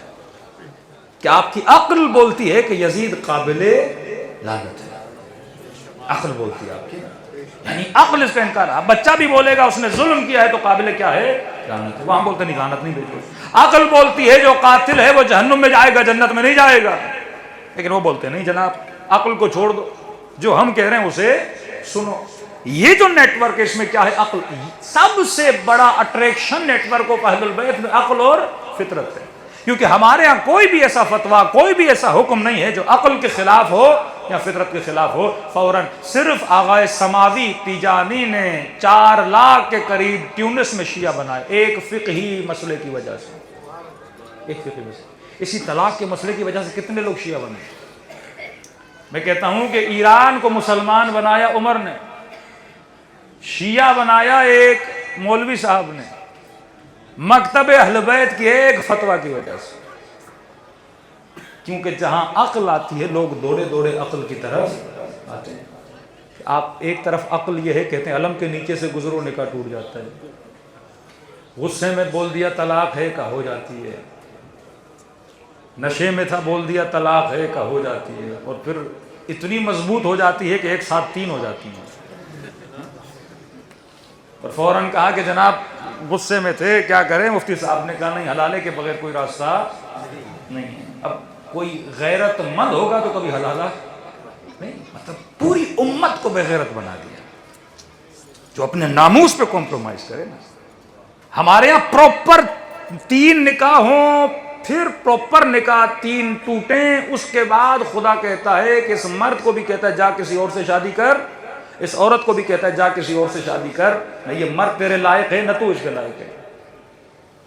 کہ بیوی کے ساتھ ایک بار نکاح کیا، پھر ٹوٹا، پھر دوبارہ جا کے نکاح ڈالا، پھر طلاق دی، پھر جا کے تیسری بار نکاح کیا. اب 3 مرتبہ مولا فرماتے ہیں مومن ایک سوراخ سے 3 مرتبہ ڈسا نہیں جاتا. مطلب تم لوگوں کی نیچر آپس میں نہیں مل رہی، مزاج نہیں مل رہے، لہٰذا اب جاؤ تم کسی اور مرد کو اختیار کرو. اسے کہا اب اگر غیرت مند ہوگا واپس اس عورت کو نہیں پلٹائے گا. اب اتنا کمپرومائز کرے وہ ایک الگ بات ہے، لیکن نیچرلی کوئی بھی پلٹائے گا نہیں. ہمارے پاکستان میں تو مفتیوں نے فتویٰ دیا یہ ڈراموں میں جتنے نکاح ہوتے ہیں کئی سارے ہو گئے. تو ایک ایکٹر نے وہ لکھا کہ ابھی تک میرے 400 ہو چکے ہیں. اب مجھے نہیں پتا اصلی والے کون سے ہیں نقلی والے کون سے. تو اب ریسنٹ ڈراموں میں جو مولوی لا رہے ہیں وہ شیعہ لا رہے ہیں کہ ان کا نکاح پڑھائیں تاکہ یہ نکاح، یہ کہتے ہیں کہ ڈراموں کا نکاح ویلڈ نہیں. ہمارے یہاں عقل ہے. نکاح میں گواہ کی ضرورت نہیں ہے مکتب اہل بیت میں. اگر آپ نکاح میں گواہ کی شرط رکھو گے، نکاح میں نہ مولوی کی ضرورت نہ گواہ کی. یہ ٹاپک کل کا ہے. مولوی کا کام مکتب اہل بیت میں کیا تھا اور ہم نے کون سے کام دے دیے. ہم نے مولوی کو غسل پہ لگا دیا، جنازے پہ لگا دیا، پیش امام بنا دیا، نکاح خوان بنا دیا. یہ ڈیوٹیز مکتب اہل بیت میں تھی. مکتب تشیع میں علماء کی ڈیوٹی معاشرے کی لیڈنگ آف دا سوسائٹی، یہ ڈیوٹی تھی کس کی؟ علماء کی. وہی ڈیوٹی جو اہل بیت علیہ الصلوۃ والسلام کیا کرتے تھے. تبھی آپ دیکھتے ہو کہ اہل سنت کے معاشرے کی رہبریت اور لیڈرشپ ان کے مولویوں کے ہاتھ میں نہیں ہے، لیکن جتنا پاور ایک مجتہد کے پاس ہے وہ عراق کے وزیر اعظم کے پاس نہیں ہے. کیونکہ یہ اس نیٹ ورک کا حصہ ہے نا. آپ کے معاشروں کو لیڈ کون کرتے ہیں؟ صاحبان علم کرتے ہیں. ان کے معاشروں کو لیڈ کون کرتے ہیں؟ یزید جیسے فاسق اور فاجر کرتے ہیں. تو معاشروں میں کہاں سے ترقی آئے گی؟ معاشرہ ڈے بائی ڈے تنزلی کی طرف چلتا جائے گا. ہمارے ہاں نکاح میں گواہ کی ضرورت نہیں ہے، قانونی طور پہ ہم گواہ رکھتے ہیں. اب جنگل میں ایک مرد اور عورت اکیلے ہیں اور مولوی بھی نہ ہو، گواہ بھی نہ ہو، تو کیا ہوگا؟ اسلام کہتا ہے نہیں. نکاح عورت پڑھتی ہے، مرد قبول کرتا ہے. نکاح ایگریمنٹ ہے. جب آپ عقد بولتے ہو تو مطلب یہ کیا ہے؟ ایگریمنٹ ہے. یہ گلاس میرا ہے، میں عقد پڑھتا ہوں آپ سے کہ بھائی اس کو میں اتنے میں بیچ رہا ہوں، آپ خریدتے ہو یا آپ اس کے مالک ہو گئے. اسے عقد بولتے ہیں. عقد مکاسب ہوتا ہے نا. تجارت میں کیا عقود باندھے جاتے ہیں. نکاح بھی ایک عقد ہے. عورت حق مہر کے عوض مرد کی بیوی بن جاتی ہے. حق مہر، مہر کہتے ہیں محبت کو، محبت کا حق لیتی ہے. یہ الگ سبجیکٹ ہے. فرمایا گواہ کی ضرورت نہیں ہے. لیکن طلاق میں شریعت کہتی ہے پھر گواہ ضروری ہے. لاکھ مرد گھر کے اندر بولے میں نے تجھے طلاق دی، لکھ کے بولے، جو بھی بولے، مکتب تشیع کہتا ہے اس کی طلاق قابل قبول نہیں. کیونکہ کل عورت بولے گی طلاق نہیں دی، مرد بولے گا طلاق نہیں دی، اور کیونکہ اس نے آگے جا کے شادی کرنی ہے، معاملات غیرت کے ہیں، سارے مسئلہ کیا ہو جائے گا؟ بگاڑ کا شکار ہو جائے گا. فرمان نہیں. دو گواہ عادل رکھے گا، ان کے سامنے بولے گا کہ میں نے طلاق دی ہے، تب جا کے طلاق ہوگی. اور خدا نہیں چاہتا کہ یہ رشتہ الگ ہو جائے. 3 مہینہ عورت نے عدت رکھنی ہے. عدت کے درمیان ہوتا ہے انسان غصے میں، جذبات میں آ کے طلاق دے دیتا ہے. اب کیونکہ مہر باقی رہتا ہے نا، اس محبت کو ٹوٹنے میں بھی سال لگتے ہیں. غصے میں تھا، جذبات میں تھا، جو تھا، پھر اللہ کہتا ہے 3 مہینے کا گیپ دے رہا ہوں. 3 مہینے میں اگر دل پھر کہے زوجہ کو پلٹانے کا، تو فرمایا اب ان 3 مہینوں میں نکاح پڑھنے کی بھی ضرورت نہیں ہے. جس جائے گا بیوی سے بات کرے گا، راضی ہو جائیں گے، دونوں گھر میں واپس آ سکتے ہیں. فرمایا اب طلاق میں گواہ کی ضرورت، نکاح میں گواہ کی ضرورت نہیں. مشہور واقعہ ہے، ایران کا بادشاہ تھا. میں نے کہا مکتب کیا ہے؟ مکتب عقل. پہلے میپ کمپلیٹ کر لوں پھر واقعے کی طرف آتا ہوں. فیڈنگ کہاں سے ہو رہی ہے؟ عقل اور حکمت. چلانے والے کون؟ اہل بیت اور قرآن. اس نیٹ ورک کا ایک قانون ہے. اس قانون پہ عمل کرو گے تو اس نیٹ ورک کا حصہ ہو. قانون ہے معروف اور منکر. اگر آپ نے عراق میں رہنا ہے، قانون کو فالو کرنا ہے. انڈیا میں رہنا ہے، قانون کو فالو کرنا ہے. ہوٹل کے اندر رہنا ہے، اپنے قانون کو فالو کرنا ہے. اگر قانون کو فالو نہیں کرو گے تو اس جگہ سے نکالے جاؤ گے. نیٹ ورک آف اہل البیت کا ایک قانون ہے جس کے ذریعے سے یہ نیٹ ورک چل رہا ہے. قانون کیا ہے؟ معروف اور منکر. مولا معروف، المعروف ما امرتم بہ والمنکر ما نہیتم عنہ. مولا معروف وہ جو آپ نے کہا ہم کریں گے، جس سے آپ نے روکا ہم رک جائیں گے. وہ شیعہ نہیں جو اہل بیت کی بات کو نہ مانیں. جو کہیں گے سمعن و طاعتن، مولا میں کروں گا، جس سے روکیں گے میں رک جاؤں گا. دوسرا حصہ اس نیٹ ورک کا، فرما اس نیٹ ورک میں افراد کے بندھن اور رشتے کا اساس کیا ہے؟ کمال کر دیا اہل بیت نے. فرما قانون ہے معروف اور منکر، اور افراد کو آپس میں جڑنے کا ہم نے ذریعہ بنایا محبت محمد و آل محمد.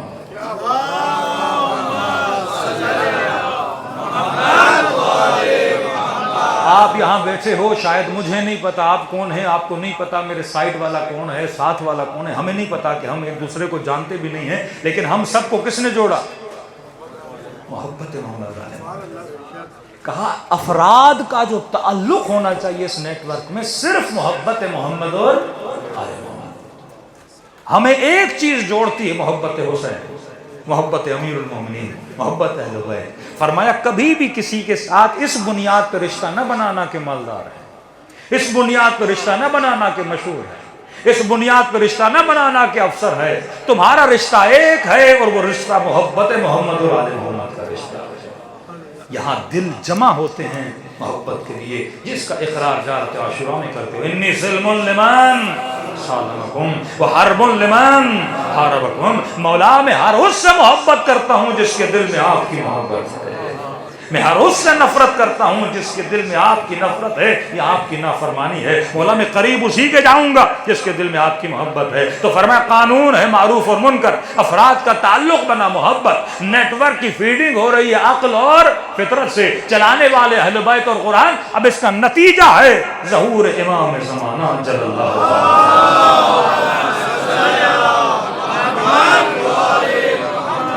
اور ظہور کا نتیجہ ہے عدل اور حکمت، کہ جب مولا ظہور کریں گے عدلم و قسطا، پوری کائنات میں کسے قائم کریں گے؟ نظام عدالت کا۔ اب ظہور جب ہوگا تب دیکھا جائے گا، لیکن اگر میں اس نیٹ ورک کو فالو کروں تو میرے گھر میں بھی نتیجہ کیا نکلے گا؟ عدل اور حکمت۔ شوہر ظلم نہیں کرے گا، بیوی ظالم نہیں بنے گی، بچے ماں باپ سے ظلم نہیں کریں گے، بھائی بہن پہ ظلم نہیں کرے گی، بھائی اپنی بہن سے ظلم نہیں کرے گا، یہ کبھی پیسے کی وجہ سے ایک دوسرے کے ساتھ انبن نہیں کریں گے، کبھی ذاتی نفرتوں کی وجہ سے، اناد کی وجہ سے ایک دوسرے سے رشتوں کو توڑیں گے نہیں۔ اور ہم تجھے بتا رہے ہیں تمہارے رشتوں کا تعلق ہے محبت محمد اور آل محمد۔ اب وہ کیسا شیعہ جو کہے کہ میں نیٹ ورک آف اہل البیت میں ہوں لیکن سالوں گزر جائیں بھائی سے بات نہ کرے، جناب کیوں نہیں کر رہے؟ مولانا پلاٹ کا اختلاف ہے، بہن بھائی سے بات نہیں کر رہے، کیوں نہیں کر رہے؟ بھائی نے یہاں مدد نہیں کی تھی، جناب آپ کیوں نہیں بات کر رہے کہ ہماری شادی میں نہیں آئے تھے؟ علی کہتے ہیں اگر اس نیٹ ورک کا حصہ ہو تو ذات کی وجہ سے غصہ نہ کیا کرو، علی کی وجہ سے غصہ کیا کرو۔ تمہارا رشتہ محبت محمد اور آل محمد۔ آؤ کربلا کے میدان میں دیکھو کیا تھا کربلا میں، سب جمع تھے حسین کی محبت، وہ بھتیجے ہیں، وہ بیٹے ہیں، وہ اصحاب ہیں، یہ کس کی محبت میں جمع ہے؟ امام حسین۔ اور اس قانون پہ کتنا عمل کیا، المعروف ما امرتم پہ والمنکر ما نہیتم، بولا جو کہو گے ہم کریں گے، کہ میں بارہا منبروں سے پڑھ چکا۔ حضرت عباس کے کچھ اشعار ہیں، پڑھا کریں، پانی کو دیکھا تو کون سے شعر پڑھے، اور جب واپس مشق کو لے کے جا رہے تھے تینوں کی بارش ہوئی تو غازی عباس نے کون سے شعر پڑھے؟ ایک شعر ہے غازی عباس کا، کہتے ہیں جب تیر مارنے لگے نا تو رجز پڑھتے ہوئے آگے بڑھے اور فرمایا واللہ خدا کی قسم لو قطعتم یمینی، اگر میرے دونوں بازوؤں کو بھی کاٹ لو میں عباس اپنے دین کو نہیں چھوڑوں گا۔ علماء کہتے ہیں ہم پریشان تھے، یہاں کون سا دین کا معاملہ تھا؟ کیا دشمن چاہ رہا تھا کہ عباس نماز کو چھوڑ دے، روزے کو چھوڑ دے، حج کو چھوڑ دے؟ غازی نے کہا دین صرف نماز کا نام نہیں ہے، کا دیکھنا پڑے گا کہ عباس یہ جو فرماتے ہیں اگر میرے بازو بھی کاٹ دو میں اپنے دین سے دستبردار نہیں ہوں گا۔ کیا تھا عباس کے ہاتھوں میں؟ تو کہا کہ ہمیں ایک چیز نظر آئی، وہ تھا پانی کا مشک۔ کہا کہ خدا کی قسم اگر بازو بھی کاٹ دو میں اس مشک کو نہیں چھوڑوں گا، اور کہا کہ بڑی کوششیں کی کہ مشک نہ چھوٹے، لیکن جب تیر مشک کو لگا تو پھر دعا کی ہے خدا اب نہیں چاہتا کہ میرا لاشا خیمہ ہو جائے۔ یہ تو مصیبت ہے حضرت عباس، لیکن سمجھ نہیں آتی پانی کا مشک عباس کے لیے دین کیسے بنا؟ مذاق نہیں ہے دین، جسے آپ حج سمجھتے ہو، روزہ سمجھتے ہو، زکوٰۃ سمجھتے ہو، امر بالمعروف سمجھتے ہو۔ غازی کہہ رہے ہیں یہ مشک جس کے اندر چمڑے کا مشک اور جس کے اندر پانی ہے یہ عباس کا دین ہے، اور کہہ رہے ہیں بازو بھی کاٹ دو میں اس دین کو نہیں چھوڑوں گا۔ کا سمجھ نہیں آئی پانی کا مشک عباس کا دین کیسے بنا؟ کا مشک دین نہیں تھا کیونکہ حسین نے کہا تھا عباس پانی لاؤ، تو کہا حکم حسین دین ہے۔ یہ معرفت ہمارے جوان کے اندر آ جائے نا کہ میرے امام کا حکم کیا دین ہے۔ مولا کہیں کھڑے ہو جاؤ یہ کھڑا ہونا دین ہے، مولا کہیں بیٹھ جاؤ یہ بیٹھنا دین ہے، مولا کہیں چلو یہ چلنا دین ہے۔ اتنی اطاعت کی حضرت عباس نے اپنے امام زمانہ کی، تب خدا نے یہ فضیلت دی کہ دور سے ایسے لگتا ہے دونوں اماموں کے روزے میں کہ امام حسین فرمائے کہ میری زیارت سے پہلے میرے عباس کی قبر کی زیارت کیا کرو، کہ چھٹے امام کہیں روحی لک الفدا، عباس میری جان تجھ پہ قربان، حجت خدا یہ جملہ بولے۔ اس سے آپ اندازہ لگائیں کتنی فضیلت ہے۔ میں ہمیشہ کہتا ہوں آپ جتنی اہل بیت سے محبت کرتے ہیں واللہ اس سے ہزاروں گنا زیادہ آل رسول ہم سے محبت کرتے ہیں۔ یہ واقعہ میں نے کئی سال پہلے سنایا تھا۔ بعض لوگ کمزور العقیدہ ہوتے ہیں، آپ کربلا آ رہے ہو، کچھ مانگ رہے ہو، کوئی بے اولاد ہے مولا اولاد دو، کسی کے پاس گھر نہیں، کسی کے پاس رزق کی تنگی ہے، کوئی بیمار ہے، کئیوں کو ملتا ہے کئیوں کو نہیں ملتا، لیکن آج تک آپ کے ساتھ ایسا ہوا ہے آپ یہاں کچھ مانگنے آؤ، ملنے کے بجائے کئی چیزیں چھن جائیں؟ یہ مقام امتحان ہوتا ہے۔ کربلا میں امام حسین جب گئے ہر چیز چھینی گئی حسین سے، اکبر چلا گیا، عباس کے سواری چلا گیا، زینب کی چادر چلی گئی، علی اصغر 6 مہینے کا بچہ اپنے ہاتھوں پہ تڑپتا ہوا، وہ شخص کہتا ہے اگر کسی کی جھولی میں کچھ بھی ہو نا، میں نے ایسے دیکھا حسین نے پوری جھولی پھیلا دی، ہر چیز لٹائی، لیکن شکایت نہیں کی خدا سے، کہ تیرا ہے تو نے لے لیا، میں نے تجھے دے دیا۔ کہتے خاتون آئی عراق 2003-4 میں، ایک ہی بیٹا تھا اس کے پاس، پیچھے گاڑی میں سو رہا تھا، کئی چیک پوسٹ سے، شروع میں بڑے چیک پوسٹ ہوتے تھے، پولیس والے نے کہا بچہ سوتا رہے، آپ پاسپورٹ دکھائیں، کہ چیکنگ کراتے کراتے نجف پہنچی، بچے کو اٹھانا چاہا لیکن بچہ اٹھ ہی نہیں رہا، سوچا شاید گرمی میں بے ہوش ہو گیا، پانی لگایا نہیں اٹھ رہا، دوڑے دوڑے ماں اس کو ہاسپٹل لے گئی اپنی والدہ کے ساتھ، جو بھی رشتہ دار تھے، ڈاکٹر نے کہا کئی گھنٹے ہو گئے آپ کا بچہ تو مر چکا ہے۔ تمنائیں لے کے بندہ کربلا ہے، اور اتنے سالوں کے بعد جو بیٹا ملا وہ انٹر ہوتے ہی ہاتھ سے لے لیا جائے۔ اگر ہم معجزاتی شیعہ بنیں گے کہ مولا دو گے تو مانوں گا، لوگے تو نہیں مانوں گا۔ اب ماں کا دل بڑا نرم ہوتا ہے میرے عزیز، دلاسا دیا اس کی والدہ نے، اس کی بہنوں نے، کہنے لگی کیا مطلب بیٹا مر گیا، میں اتنی حسرتیں لے کر آئی تھی کہ مجھے ایک اور اولاد ملے، جو تھا وہ بھی لے لیا، نہ جنازے میں گئی نہ قبرستان گئی، ہوٹل میں بیٹھی رہی، کہنے میں نہیں مانتی میرا بیٹا مرا ہے۔ ماں نے کہا چلو علی کے حرم میں، نہیں میں علی کی زیارت پہ نہیں جاؤں گی، میرا بیٹا چھینا میں زیارت کر لے جاؤں۔ کہتے چند دن کے بعد قافلہ کربلا آیا، ماں نے کہا حسین کی قبر پہ چلو، تو کہنے لگے اے کاش میں کربلا آتی ہی نہ آتی میرا بیٹا مرتا، میں تو یہاں کچھ لینے آئی تھی، جو تھا وہ بھی مجھ سے چھین لیا گیا۔ کہتے آخری دن بچا، ماں نے ڈانٹا، کہا بیٹی غصہ ہو آل رسول پہ، ہوٹل میں کیوں بیٹھی، خود کہتے ہیں نا جو بھی ہم سے بات کرنی ہم سے آ کے باتیں کرو۔ کہا غصہ ہے، ماں چاہتی تھی یہ روئے اپنا من کھولے۔ کہا آؤ حضرت عباس کے حرم میں، علی سے نہیں ملنے گئی، مولا حسین سے نہیں ملنے گئی، حضرت عباس سے ملو جا کے، شکایت کرنی ہے کسی کی جا کے غازی سے کرو، رونا ہے، لڑنا ہے، جھگڑنا ہے، آؤ حرم میں بیٹھو، ہوٹل میں کیوں بیٹھے ہو؟ کہتی ماں لے کر آئی بیٹی کو زبردستی حرم میں حضرت عباس میں، کہتی دور سے میری نگاہ پڑی عباس کی زری پہ، ماں پھوٹ پھوٹ کے رونے لگی، کہنے لگی غازی عباس بات ناراضگی کی نہیں ہے، مسئلہ یہ ہے میں اپنے بیٹے کے بغیر جی نہیں سکتی،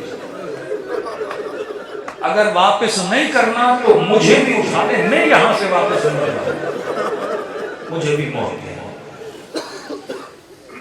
کہ یہاں دنیا کیا کیا لے کر جاتی ہے، ایک ہی لخت جگر تھا، کہ مجھ میں طاقت نہیں کہ میں اپنا بیٹا اسی طرح سے دے دوں۔ کہتے ہیں حضرت عباس کے حرم میں دور سے، آگے نہیں گئی، تار و قطار ہونے لگی، اتنے میں اس کو زری کی طرف سے ایک بچہ نظر آیا، سوچنے لگی شاید شدت غم کی وجہ سے خواب دیکھا، تو ماں کو کہنے لگی اماں یہ بچہ میرا نہیں ہے۔ تو اس کی ماں کہتی میں نے دیکھا نہیں۔ میں نے کہا نہیں بیٹی مر چکا ہے، دفنا دیا ہے، کیسی باتیں کر رہی ہو، خواب ہے۔ کہا دیکھو تو صحیح ایک بچہ دوڑا دوڑا میری طرف آ رہا ہے۔ اس کی ماں نے دیکھا واقعی نہیں کا بچہ ہے، کہ دوڑا دوڑا آیا اور ماں کے سینے سے لپٹ گیا، اماں اتنے دنوں سے کہاں تھی آپ؟ کہ کبھی ادھر پہنچا دے کبھی ادھر پہنچا دے، میرے لال تو کہاں تھا؟ ماں پریشان ہے اتنے دنوں سے، نجف میں روئی ہوں، یہاں روئی ہوں۔ کہا مجھے نہیں پتا، میں گاڑی میں تھا، سو رہا تھا، جب آنکھ کھلی تو میں نے خود کو لوگوں کی بھیڑ میں پایا، میں نے آپ کو بلایا، دادی کو بلایا، کوئی نہیں تھا۔ تو بیٹا پھر یہاں کیسے پہنچے؟ کما میں نے دیکھا گھوڑے سوار ایک جوان اس کے ساتھ کھڑا، تو مجھے کہنے لگا میرے لال یہاں کیا کر رہے ہو؟ ماں پریشان ہو چکی۔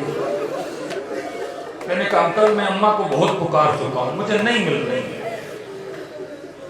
کہا آپ بیٹھو، گھوڑے پہ بیٹھو، میں تجھے اپنی ماں کی طرف لے کے جاتا ہوں۔ کہتا میں نے اپنا ہاتھ آگے بڑھایا، اماں کہنے لگا میرے بازو کا بھلا اس کے ساتھ حسین ایک جوان تھا، اس نے مجھے اٹھا کے گھوڑے کے پیچھے بٹھایا، کہتا اماں میں نے دونوں بازوؤں کی کمر میں ڈالے، میں نے کسی گرمی کو محسوس کیا۔ میں نے کہا گھوڑے سوار یہ کیسی گرمی؟ کا یہ میرا خون ہے جو کربلا ہے۔ کہتا ایک مقام تک آگے بڑھے، پھر میں نے دیکھا ایک زری ہے، مجھے کہا یہیں کھڑے ہو جاؤ، ابھی تمہاری ماں آنے والی ہے۔ کہا میرے لال جب اماں سے ملو نا ایک پیغام اسے عباس کا دینا ہے۔ اماں انہوں نے ایک پیغام بھیجا کہ جی میرے لال کون سا پیغام؟ کہ مجھے کہا ماں کو گلے لگنا اور اتنا کہنا کہ ہم سے چھوٹی چھوٹی باتوں کے لیے ناراض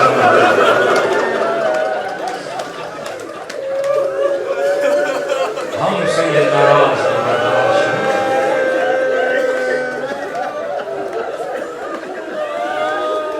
میں کبھی سوچتا ہوں کہ جس کی وجہ سے سکینہ پیاسی رہی اگر وہ ہو آتا، کیونکہ مکتب کی بنیاد محبت الفت ہے، یہ کہہ کے کہے کہ ہو بھیا اور حسین کے سینے سے لگ جا، یہ کریموں کا خاندان ہے میرے عزیز۔ معرفت کے ساتھ پڑھا کرو اور دعا کرو کہ ہماری کسی بات سے اہل بیت ناراض نہ ہو۔ فرمایا شیعوں تو سن کے روتا ہے لیکن ہر روز نماز عصر کے بعد خدا مجھے میرے حسین کا خون بھرا۔ تو نے سنا کہ خیموں کو آگ لگی، میں نے آنکھوں سے دیکھا کہ خیموں کو کس طرح جلایا گیا۔ دلوں کو کربلا ذریعہ حسین روح اطہر امام حسین کی طرف متوجہ کرے۔ خلوص دل سے اپنے آقا کو سلام۔ السلام علی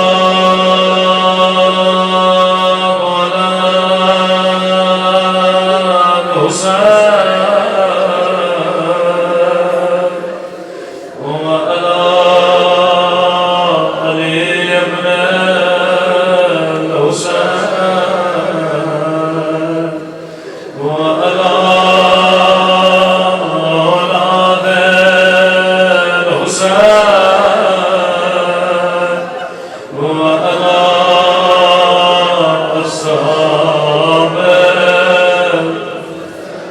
بلند آواز سے السلام علی حسین وعلی علی ابن حسین کی صدا بلند وعلی اولاد الحسین وعلی اصحاب سب مل کے سلام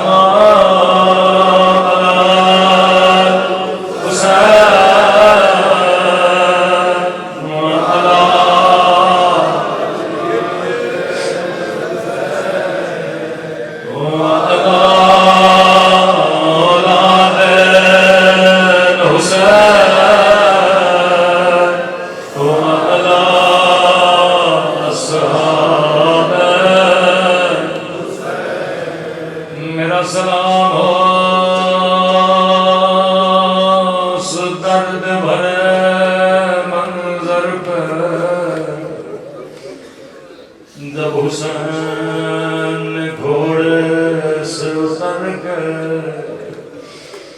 دو کٹے ہوئے بادوں اٹھائے بادوں کو چوم کے کہا عباس میری کمر ٹوٹ گئی جب بھی کوئی بیوی کٹی ہوئی گردن کو دیکھتے تھے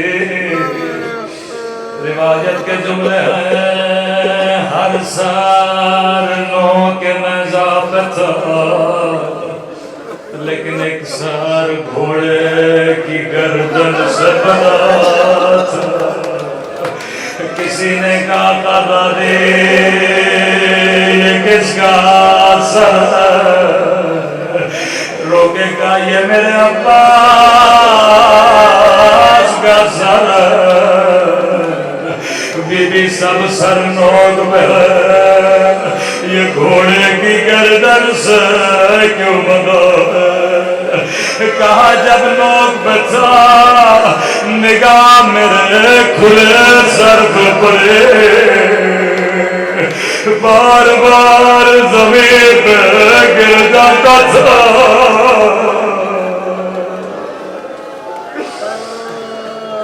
جب سکینہ کی نگاہ اپنے چچا پہ پڑتے تھے رو کے کہنے لگی چچا قسم لے لے اب میں پانی نہیں مانگوں گے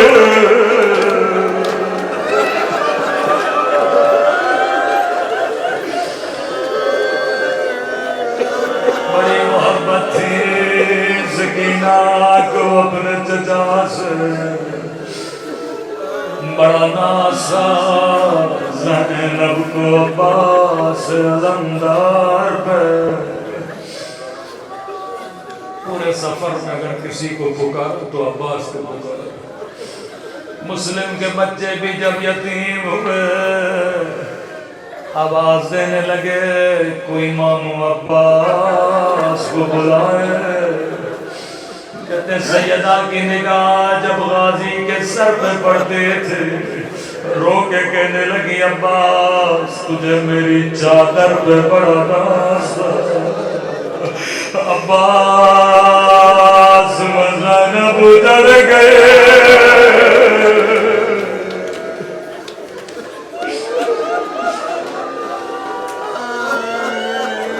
اب یہ بچیاں مدد کے لیے کسے پکاریں ملتا ہے جب قافلہ بازار میں پہنچا ہمیشہ کہتا ہوں تصور کرو اگر آپ کے محلے میں سادات کا قافلہ ہے مومن کہنے لگا مولانا پھول برساتے میں نے کہا ظالموں نے اتنے پتھر مارے یہاں تک روایات میں گرم گرم پانی سیدانیوں کے سروں کو دھک گیا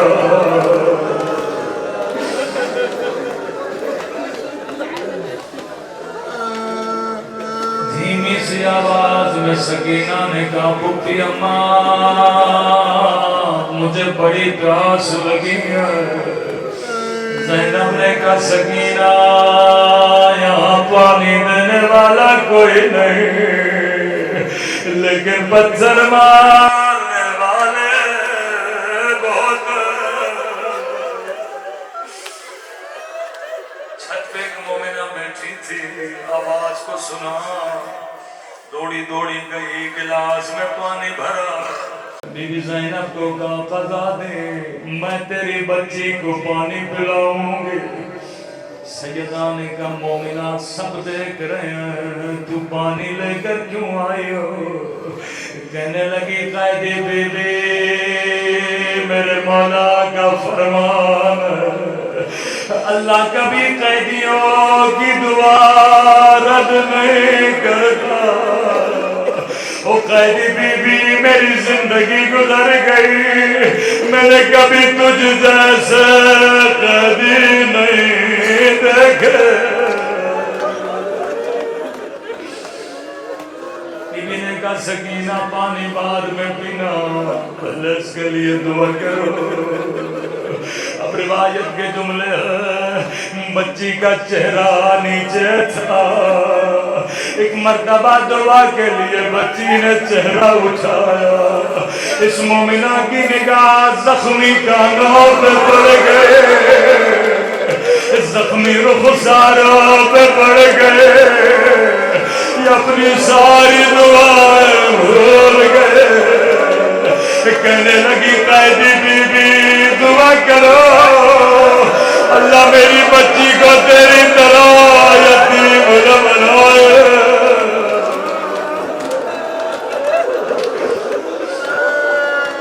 اللہ میری بچی کو تیری طرح قیدی نہ بنائے۔ سکینہ نے دعا کے لیے ہاتھوں کو اٹھایا، رو کے کہنے لگی میرے اللہ تجھے میری یتیمی کا واسطہ، وہ کسی بچی کو میری طرح یتیم نہ بنانا۔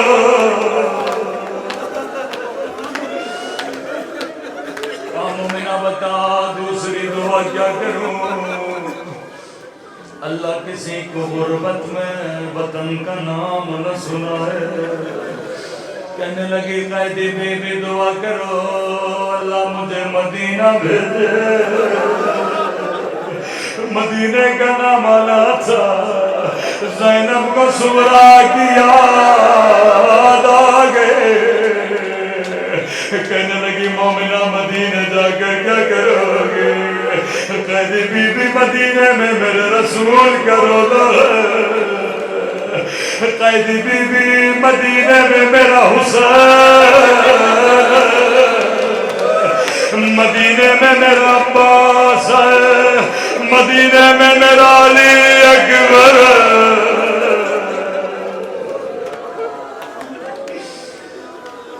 تین نام سنے، زینب کے دل میں خوشی آئی،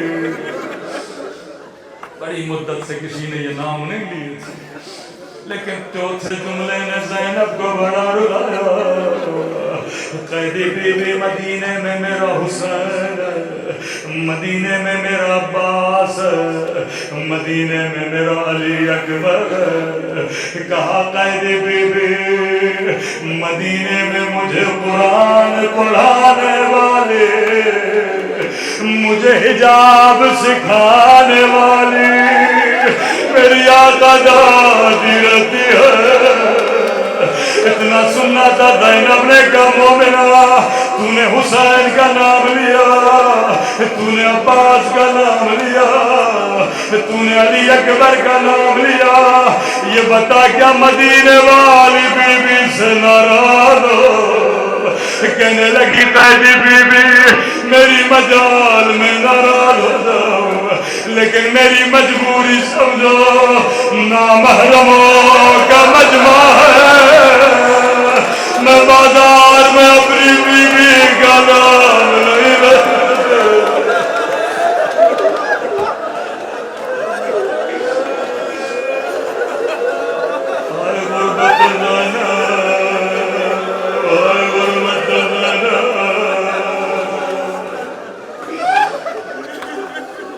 سیدانے کا نہیں پتا تیری خوش قسمت یا بد قسمت۔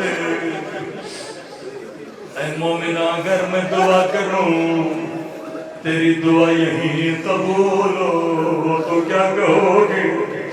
کہنے لگی قیدی بی بی کیا کہنا چاہتی ہو؟